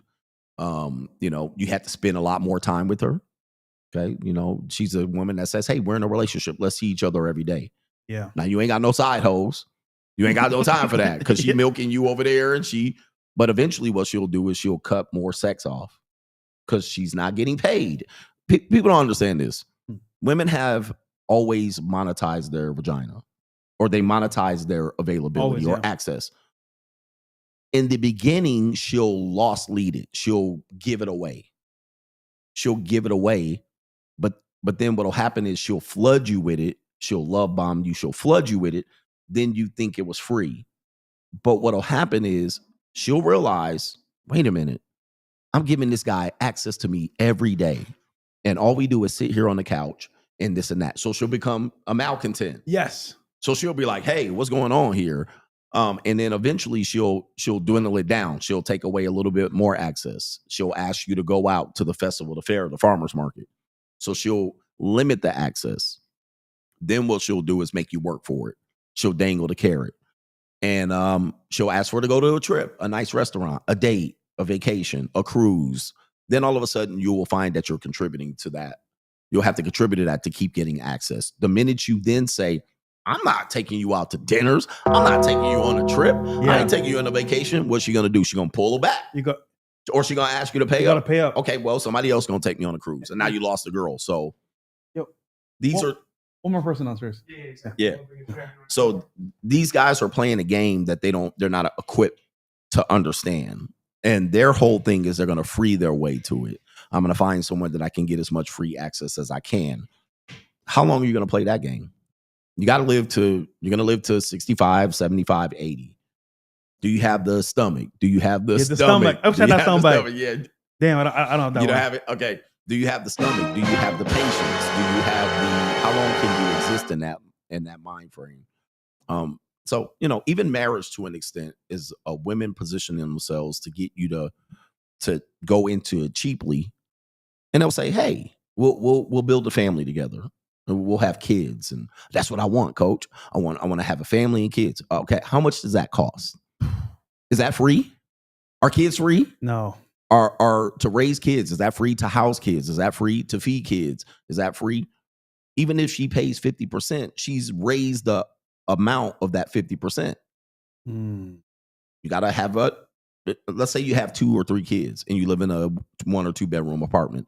You think she's going to stay in that 1, 2 bedroom apartment? No. How long is she going to stay there? Not long. So she'll be like, we need a condo. We need a townhouse. We need a bigger house. Eventually, you'll have to outgrow that. You have toddlers, but now they're, in middle school. And you know what I realized too about this whole paradigm and this whole relationship? If you stop doing what you're supposed to do, just for a second, you just stop doing what she wants you to do. Yep. You're gone. Gone. So all of the sweet times you had together, the years you put in, all the effort, the moment you stop doing what she wants you to do. Yeah. So these are investments, and people will say, well, I never pay, I invest. Okay, stop investing and see what happens. It's finished. It's finished. Bro. So you on a hamster wheel. Like people will say, I would never pay, I invest in my woman. Okay, my question is, stop investing. If you stop investing, what would happen? Remember Judge Mathis? Yeah, correct. Years he been with that woman, right? Yep. He stopped doing what he was doing. Yep. She won't leave. And that was He's like, please don't leave me. 39 years. And she pulled his whole card. I call it pull his whole card. So he might have got it for free up until that point. And with one signature on a document, she pulled that away. So, yeah, it can happen. And younger men are typically trying to use this as a strategy. I'm not ever going to pay. I'm not ever going to do this. And I say, guys, you're a lunatic. You're a lunatic if you think you can do this for that long and keep your girl. You better be the man. Because she got options, brother. She got options, or she believes she has options. Yeah. As long as there's a belief, then that means she'll jump. So it's difficult for guys. I'm saying boss up is number one. You got to get yourself into a position to where you understand. Number two, be realistic about what you're looking for, what you're doing. Are you looking for a less strategy? Okay, let's say this. I'm going to go to a country in third world, underdeveloped. The women got dirty feet and they ain't never seen the internet. And I'm going to go there and I'm going to rescue this woman who lives in a hovel. Okay, so you done went over there and did that. But you put yourself in a financial position where you're never going to make over $80,000. Because now that's where you work. Unless you work on the internet in America, you got to survive in that, which people have called the land of losers. It's funny. They call guys that go overseas LBH. Yes. You know what I mean? Loser back home. Yeah. Yeah. That's crazy. Loser bro. back home. Now, guys that make money where they work mobile, right? They can make money from America, anywhere, right? So they got over there. If you're that guy and AI doesn't replace you, you're good. Yeah, you're good. But if you're living off Social Security, retirement, some pension, you fixing to get cooked. All right, you're gonna get cooked because they'll run through your wallet. We have a guy named Sunshine Shoulders that says you're always he's in the Philippines and he's married. He says you're in an open relationship over there. You open your wallet, she opens her legs. So it always works that way, no matter when you go over there or over here. So they'll get you a nickel and dime you, $5 here, 30 baht, 150 baht there, and it'll be small until she bleeds you dry. If you get bled dry, you ain't keeping that woman over there either. It's over. She's going to dip. So men are trying to find this as a solution, and only a small percentage of men will be able to execute that successfully where they don't have to invest and put skin in the game. But I would say, what's the quality of woman? Show me a picture of the woman that you're doing that with.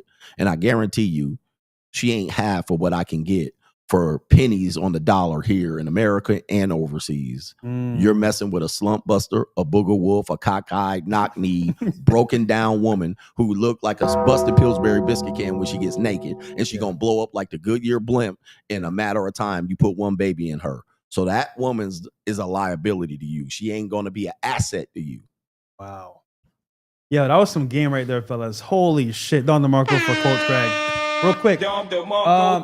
David, could we bring in Complicated real quick? Complicated in the building. What's up, man? You know this guy, right? Yeah, I just did a string with him. What's going on, Shout out to you, brother. Good to see you, man. Good to see you. Listen, man. Sorry, brother. You good? Yeah, I actually met him on the strip yesterday. Oh, did you? Okay, yeah. Yeah. Good guy. Yeah, man. So we're talking about dating in the future. Does he have a mic? It should be a mic underneath you. On your left side. Yeah. Gotcha. And welcome, brother. Thank you for having me. So, just real quick before we finish this show, real quick. So, let me answer this: dating itself, you go around asking questions to women all the time. Yes. What is your consensus, or what's your summary of dating today with women? Is it worth it? Is it like beneficial for guys? What's your take on this? A lot of times I'm starting to almost lean a little bit more into like the BlackPill kind of mentality, where it's like you see a lot of guys going MGTOW, they're opting out, they're saying the juice ain't worth the squeeze. Yeah. So I'm asking, why today should men be expected to bring more to the table than they ever have for women who bring less to the table than they ever have? Thank you. And at what point are you overpaying? So, do you think that traveling overseas is an option? Like going to Brazil, Colombia, you think it's an option? I think it's definitely a viable option. I would almost consider the passport bros to almost be like a shortcut to becoming high value, because the fact that passport bros even exists kind of proves that average men are already considered high value in the eyes of foreign women. Now, obviously, I've heard stories about guys who go there, they don't have any game. They don't.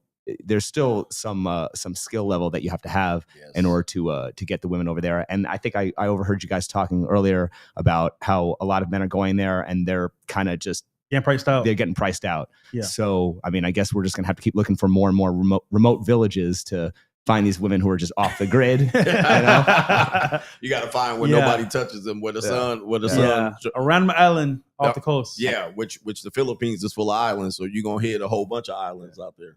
And you got to stay there. You can't bring her back here, right? Yeah. You know what guys say? Okay, I can bring her back, bro. Keep her in the house. She won't have any friends. I'm like, nigga, are you a fucking slave master? Yeah. Like, nigga, right. She gonna find, bro. Whether you say she's locked in the house forever, it's TikTok, it's Instagram, it's social media. She can find a way to find information and then say, you know what? This nigga's a fucking slave master. Get me out of here. He's controlling. Exactly. And one thing I've dated a lot of foreign women. What they tend to do, and you'll never be able to overcome this, is when they come here, they're going to associate with their people. They're going to find their people. Yes. So if she's Russian, she's going to find Russian people or Russian adjacent people. If she's Filipina, she's going to find Filipino people. So she's going to find those people here because that's her social group. You brought her here with nothing, and now she wants to socialize. This is common. She's going to find them. Once she does, you better cross your fingers because they're going to put her up on some information. They're going to put her up on game. So get this, right? Read this. I had a girl come in. I don't say where she's from because it'd be too obvious. She came in, right? Yeah. And she's like, oh, I like Miami. Better than where I'm from. I was like, oh, okay. Nothing of it. Yeah. And she's like, how does it work to work here? I'm like, there we go. Yeah. Here we go. Yeah. Then she's like, oh, I have a friend in Sunny Isles that's not far away. Am I going to visit her? Yep. I was like, shit, I don't care, nigga, go. Yep. Hold on. Here it gets funny, right? Yeah. She comes back. Okay, babe, I'm on the way back. Go, whatever. She's like, yeah, so she has a guy that's paying for her school and she got a visa, a student visa. And I'm like, yeah, I got to go do my show. So like, you got to bounce. Because she's trying to find a way to get here. And her friend put her on game. Friend put her on game. Find a guy. Yeah. And I'm like, I got to go. Yeah. So, but you're right. They'll find their tribe here. And if they've been there for a period of time, they ain't dumb. They know, all right. Right. Some niggas got money. Some don't.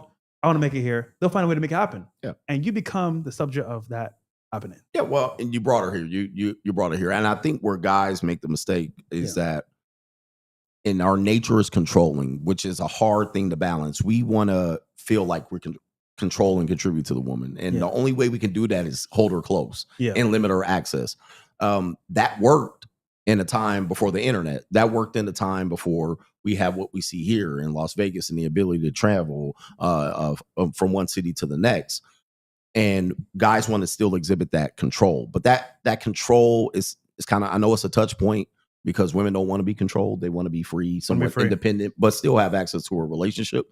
But guys still try to exhibit that control to protect the woman against, losing her or protect her against herself. Yeah. I think today that's impossible to do for a long period of time. I mean, look at Cassie. Joseph Cassie is a perfect example of Diddy was able to keep her, and she drunk up all the food. She drank up all the drink, right? She ate the food. She traveled to 5-star restaurant and all that. And he introduced her to a lifestyle that she wouldn't have access to. Right. Now, the narrative now was that he was a controlling abuser, but he exposed her to a level of lifestyle that she would not been able to attain herself. And now he's a controlling, abusive male at the end of it. So this is a difficulty. And she enjoyed it during. Clearly. She enjoyed it during. She had fun. So now the narrative would be, hey, I was taken advantage of. I was manipulated. But he gave her a life that only 5 people in the world can give her. Yeah. And he still came out the controlling abuser for better or for worse. I think men want to control women. It's not a negative thing, but that's the only way he can keep that woman hers. But as long as there's an internet, an Instagram, a YouTube, a sugar daddy app, a dating app, he has less ability to do this. And as long as there's she's a sympathetic victim after any type of relationship abuse, anything. Yeah. He didn't let me work, or he forced me to work. You can't win. You can't win. This is why men have to become partners.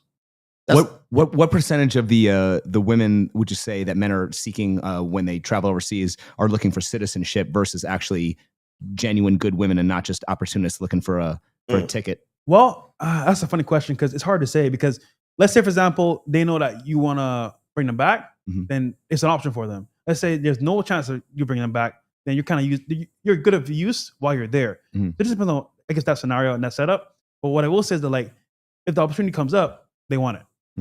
I mean, why not? Yeah. Why not leave my shitty country to go to America? Why and some women do want. Some women don't want to leave because they have families. Some women don't want to leave. I found that you will run into women overseas that it depends. Like, hey, America's nice, but I'll never want to live there. Yeah. But they will have a relationship distance with you up until a certain point. I don't think that's a smart idea, but and obviously there's also men who go there looking for sex tourism, and there's men who go there looking for a relationship. So I mean, women can tell if you're looking for a short-term or a long-term deal, I guess. Right. So you have to kind of be upfront with that. Single by choice. Last one for me. Single by choice. Is that a real thing where you think is viable? I actually have an episode called "Single by Choice." Oh, what a coincidence! Is that I saw it. Yeah. Well, I mean, obviously, I think that. We all know that men are the ones who control commitment, and women are the gatekeepers. But I think that a lot of women today, on the episode I did, I said, do you think that most women are single by choice or by circumstance? Yeah. So, women's dating options, they consider, they confuse sexual options with dating options. Yeah. But a lot of women, there's a lot of beautiful, gorgeous women who are not in relationships. They're just celibate. And I'm saying, well, you're obviously, just not happy with your you're not happy with your choices. Yeah. Whereas, you have, 33% of men are sexless. So there's a lot of men who are just, involuntarily celibate. Yeah. So I think that a lot of men are single by circumstance, if that's what you're asking. So yeah, good point. Yeah, for me, well, look, as the great Black Ram 313 said, relationships for women are just a break from the cock carousel. Woo! Yeah. So if she is single, that means she's worn out. She might be tired of dating. Like, there's dating fatigue for men and women. Yeah. So she might be fatigued from dating. Relationship. She, man, I was controlling for too long. Too long. She wants to break away. Yeah. That doesn't mean she's going to get ran through out there, but odds are somebody's going to put hands on those hips. Now, it might be one guy. It might be two. Then she'll get fatigue or a scare, a STI scare, a pregnancy. She might have an abusive man. Yeah. And then that will put her back in a situation where she might find comfort back being in a relationship. But then summer comes, spring break comes, her friends are single, her best friend just got a divorce. Divorce is contagious. So you find that there's going to be breaks and periods. Some women will go through a whole phase. Some women will be celibate virgins all the way up until 30. They'll get married. Then they'll be like, I got to try some new deals, right? So you just don't know. You just open a mystery bag of what you're going to get. You just don't know. But what men do is we think the worst. Yeah. We always think the worst. Automatically. All right. You've been with 100 guys. All right. Okay. She been ran through the coach. You've been ran through, but it's only 37. Yeah. Multiply by 3. Yeah. Multiply by 3. It was only 37. It wasn't that bad. But for terms of say women are single by choice, I think it is true that they can be single and survive more than they could have before. Oh, yeah. The average age of marriage 40, 50 years ago, 23 for a woman. Today it's 29, 30, 31. What are they doing in between those years? It's choice. So she's choosing to step out of that in hopes that maybe later on she can start something else. So yeah, there is single by choice. Now, can they get married by choice? No. That's correct. But women, obviously, they know if they approach a man, they know that their success rate is far higher than if a man approaches a woman. True. One thing I wanted to ask, actually, I asked you on our stream, but I want to ask you this. Do you think the biggest goal or the bigger goal of the manosphere would be to address the incel problem or the divorce problem? Ooh. Well, currently, bro, I think divorce itself is a scary thing because men are scared to get divorced. So they're saying, you know what? Rather than get married, I'd rather just avoid divorce, entirety. But with incels, I feel like they have no choice. Right. The choice is, okay, do I become better, my look status, or do I stay the same? I want to stay the same. So there's a choice in marriage, but incels don't have a choice. I wish they had a choice, but they don't. They don't want to boss up. They don't want to boss up, or they might drop out, or they might do something like that. I think what eventually will happen with them is nature. They'll get weeded out. Yeah. And so that's just nature. Only the strongest survive. And we're seeing evolution in hyperspeed. Yeah. I think we haven't caught up with technology. I think we've had so much technology that our brains and our cultures, our social mores and norms haven't caught up with technology. So people are still trying to take relationships and they go, well, if we got rid of Instagram, we'll make relationships better. Well, unfortunately, Instagram's not going away. No. So you got to be secure with the fact that your girl has an Instagram. If you're insecure about that, what do you do? What do you do? You're cooked. So you haven't caught up with it. But does the solution always have to be to boss up and pay a higher price, or could we possibly, all collectively come together and find a way to lower the price? No. I wish it was that hopeful. I wish it was possible. But let's be real here. Most guys that want to do better in life, if you do better, they hate you. Right. Because wait, why not me? Why you? And the problem is that when someone's doing well, people always want to bring them down. So yes, I wish we could all come together and say, oh, bro, let's work together and become better. But reality is most niggas are not doing that shit. They're just going to hate, or they're going to be like, why him and not me? Right. Well, I call that coochie communism. Well, I'm not against the idea of self-improvement. I think that's fine. Yeah. I'm just saying that, if you look at post World War II, the conditions were more viable for your average man to be able to find a wife, find a woman. So what created those conditions? And is there some kind of modern day equivalent or something like that we can look into?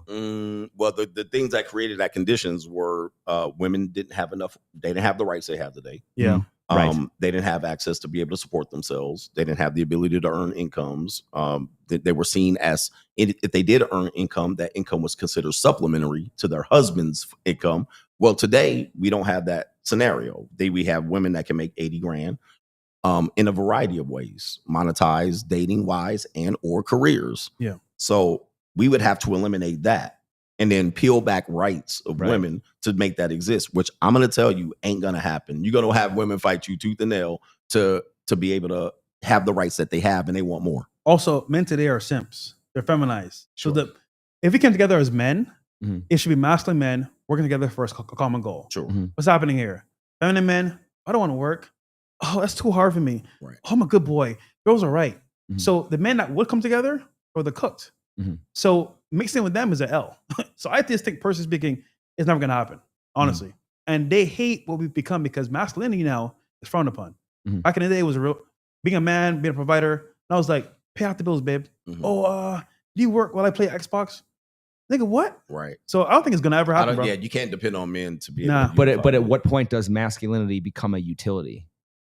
Because women often will not deal with a man unless he provides some type of utility value, a wallet, a bodyguard, a protector, a provider, whatever it is. So at some point, are we almost like feeding the problem by expecting men to, provide more than they ever have for women who are bringing less than they ever have? Well, currently the scenario that we're in right now is what it is. Yeah. Women are independent. They're making more money than a lot of men. And the issue is that most men just gave up. So the reality is, I get it. Masculinity itself is frowned upon, and I wish it came back as something that was good. But look at the algorithm. Look at society. Us as men are being as like bad people, misogynistic. So it's kind of like fighting the system doesn't work. Yeah. Either you create your own system or you break away from it. But being a part of the system itself won't work. I think this too. But the one thing I see is happening, and we talked about this earlier, is we're practicing a form of poly relationships. Yeah. All right. Women engage in poly. Men, a certain group of men engage in the form of poly as well, where I say women piece together 4 or 5 guys to equal one at some point. Yeah. And then they'll decide they'll take an overwhelming majority of what this guy provides later. But he's not the one guy. She'll kind of say, okay, I'll make something out of this one guy. But at some point in their early dating exploration, they'll talk to a guy who is a provider, talk to a guy who provides security, masculinity, protection. Then he provides romance. This guy provides dates. This guy. So she's practicing a form of poly, which I think we're going to have more poly than we're going to have monogamy. It's like they're spinning plates and they've got their rotation. They got their rotation. Yeah. I mean, how many women today say they got a rotation? Right. Or you're in a relationship with a woman. Oh, this is my homie that I went to school with. This is my friend. This is my friend. This is my play cousin, right? This is the guy that I used to be with. This is my ex. We broke up, but we're amicable. Yeah. This is my baby daddy, right? That's a form of poly. Oh, exes, bro. Let me start. My ex-husband. These are multiple men yeah. that she engages with that keeps her. That's 5 guys that equals 1. I get child support from this guy. Okay, I get alimony from this guy.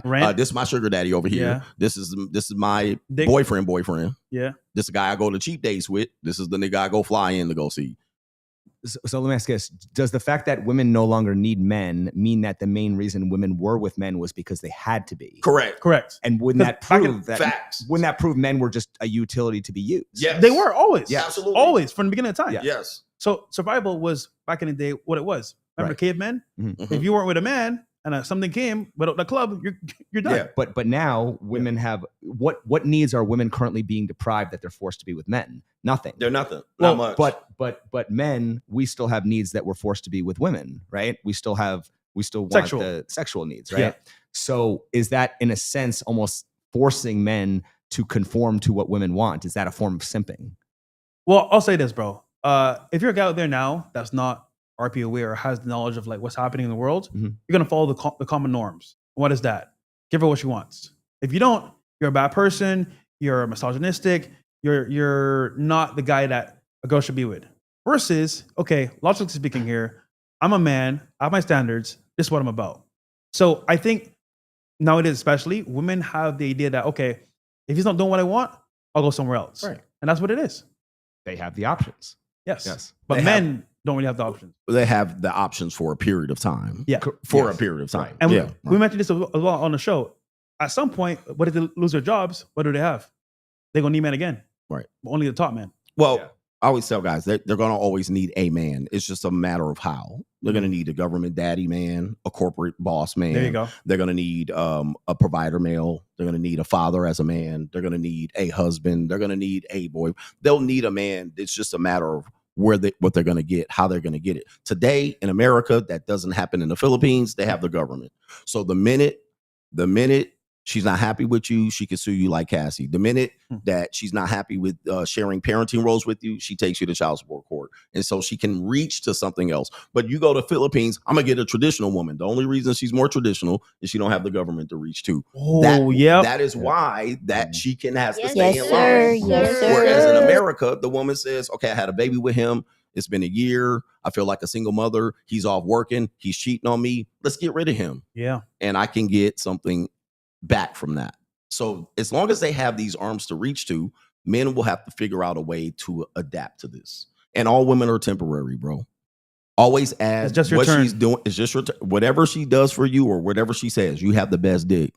Add right now to it. You fuck me the best right now. I love you right now. Bitch. You're mine. I'll be with it. I'll be with you forever right now. All right. You're the best lover I ever had right now. You're temporary. It's a matter of time. Coach, you know what I do? I beat them to the punch. Yeah. I tell them everything that they told me. Yeah.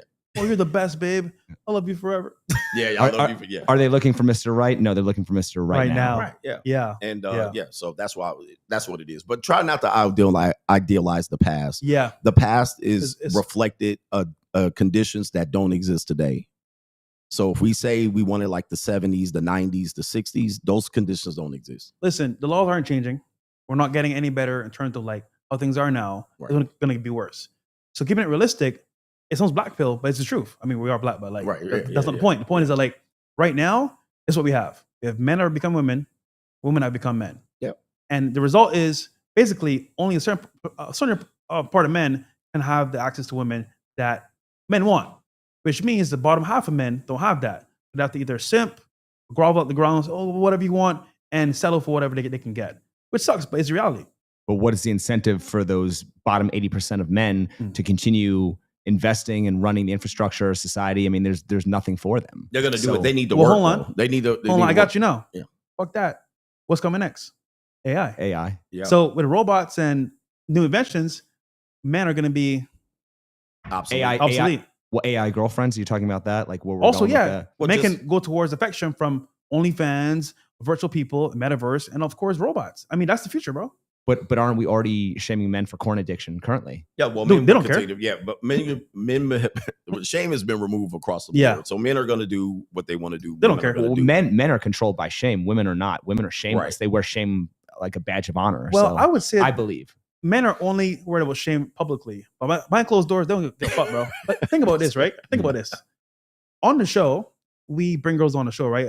Every Monday, Wednesday, Friday. Mm-hmm. Some do OnlyFans, some do porn, some do nothing, some just go to school. It's what it is. What happens is guys will say, oh, fuck this bitch, bro. She's a whore. She's for the streets. And then some of them will go dimmer and say, oh, Fresh and Myron are bad people. Don't worry about them. You're a queen. Can I fly you out? I'm like, nigga, Yeah. I just saw your name on the fucking screen. Yeah. With a $50 super chat. Yes. Talking about this woman. And I'm like, Yeah. this nigga. But they'll be in the DMs. This is why you can't trust men at this point to be able to unify You to can't. get a better situation for They the will never do it, lower bro. tier of men. Oh, let's help the lower tier of men. It's never gonna happen. Never do it, bro. It sounds bleak and dystopian, but it's the reality, bro. It's never gonna happen. I think that men are just been robbed of, they don't have alternatives, and basically they're kind of forced to work for it. And therefore there's an unprecedented amount of pressure placed on men, more than it's ever been in But history. I think that's because they're idealizing a period of time. I said this earlier today. Mhm. You're idealizing the previous 80 years. Mhm. All right, but let's look 80 years before that. Mhm. That didn't exist. That 80 years, the 60s, the 70s, the 80s, that was a time where it was somewhat easier, perceived to be easier to get a wife and a girlfriend, and there was a committed relationship. But 80 years before that, there was slavery, cowboys and Indians, ninjas. You couldn't live past the age of 5. There was a 50% chance you didn't live past the age of 5. Right. Famine, all right, wars. So men had to fight. They had to put skin in the game. There was a time where men, if you didn't have property, you couldn't get a wife. So you had the whole dowry issue. Yes. So 80 years before that, there was a dowry where the woman had to bring in money. The father had to bring in money to the relationship. Bringing up the dowry, that's something I'm not sure how familiar you are with that concept, but basically a dowry refers to money or property brought by a bride to her husband on their. So basically what I was asking is, why is it that women brought more to the table when they weren't working, and they bring less now to today that they are working? So, and also, if women have always been considered the prize, why was a dowry even a thing to begin with? So it's like the whole concept of how we approach relationships has just flipped and done a whole 180. And I think that when we try to go back to this concept of traditional marriage, which tradition are we talking about? Yeah. Because this has been the tradition for 1,000 years. Right. So, question for you. Yeah. If you had the perfect solution to solve this issue, what would you do? Well, I'm not a coach, so I don't know if I can comment on that. I would just say I think that men have to kind of collectively come together and maybe form some type of lobby group and force some type of political change, because I don't think we're going to negotiate our way out of this.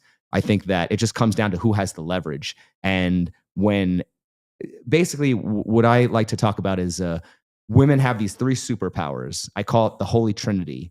They have sexual power, power of the P, which obviously, men simp for. They have victim power, which is believe all women. And they have chivalry power, which basically, chivalry is not just about, opening up a door. Chivalry is ladies first. It's basically, it's permeated all the laws and institutions. The family court system is a chivalrous court system. We have a chivalrous government. So women kind of have these 3 superpowers. And I think that if women all came together and lobbied and got laws changed, I don't understand why men wouldn't be able to do that as well. Because whenever women complain, reforms are made. And whenever men complain, we're just told to improve. I get what you're saying. Yeah, it's true. Well, it's true. I think we have to understand in the political realm, women outvote men 60-40. Yes. When it comes to black men, it's even wider than that. Black men, black women, it's like 70-30. Okay, so with that, in terms of that, and they have lobby groups, they have all these organizations. Men don't have many of them. Right. So the politician, you can blame the politicians and the laws, but they gotta vote the way the constituents have them vote. To an extent, when are you seeing men dominating that arena? Well, it's funny that you bring this up because this is something I wanted to discuss. So did you hear that the Democratic Party is investing $20 million into try to win back voters to the Democratic Party? They want AOC up there. They want AOC back. Dude, right. they want AOC in there to fight back for everything that they fought for before. They want Trump out of there. And they want the revenge for Kamala, but I think the Democrats would be crazy to run another woman. They already ran two. We need to see Barack and Trump.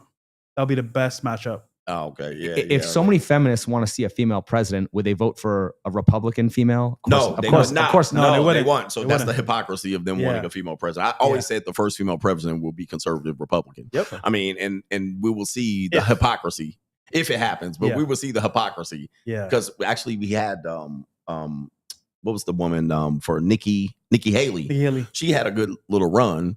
Women didn't overwhelmingly support her initially.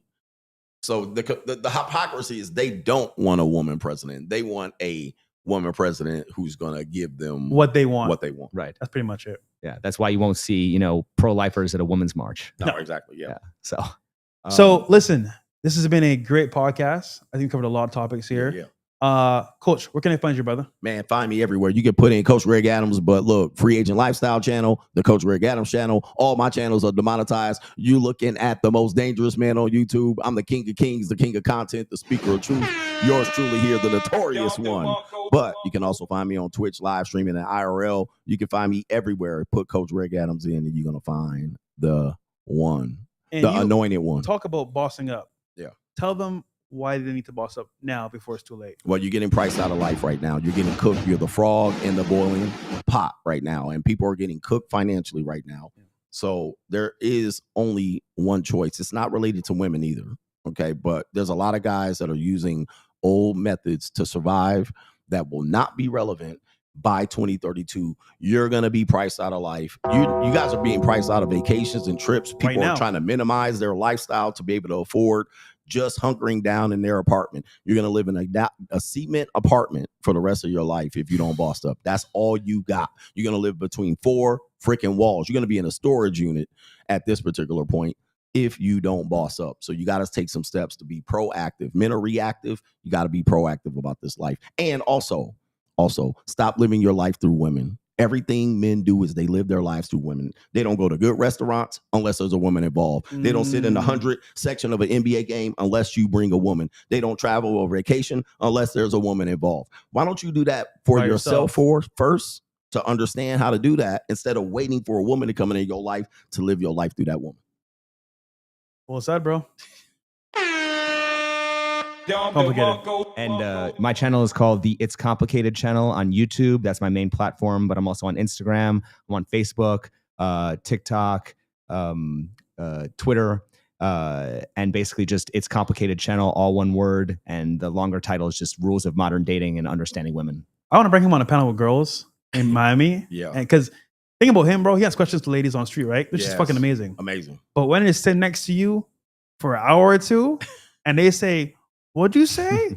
Oh, you want to, bro? Yeah, a little bit different. If you don't follow him, you got to follow him. He has the best questions. Yes, of anybody I've ever seen. I'm like, how did he come up with that question, man? Thought provoking, from the heart, genuine. Logic traps. Logic trap. Yeah, he sets them up really good. How do you create those questions though? Like it's just like I don't know. I guess I just start out with like a certain concept, and then I ask them I kind of lure them in with that. We agree on a certain premise, and then I ask them a follow up, which completely contradicts the first premise. And and it's too late. They're already in the trap. They already bought into They already bought into it. So man, you got to watch out for this guy because he'll trap you with some questions. That's right. Is right. Yeah. All right, thank you for coming, guys. And again, this is the Fresh Fit Podcast. We're gonna do another show right now with a friend of mine called Maverick. He has a lot to say about what's happening with elections, Tory Lanez. So tune in for that podcast. Yeah. He's going viral right now on Instagram and YouTube. So we'll see you guys until next time. Peace.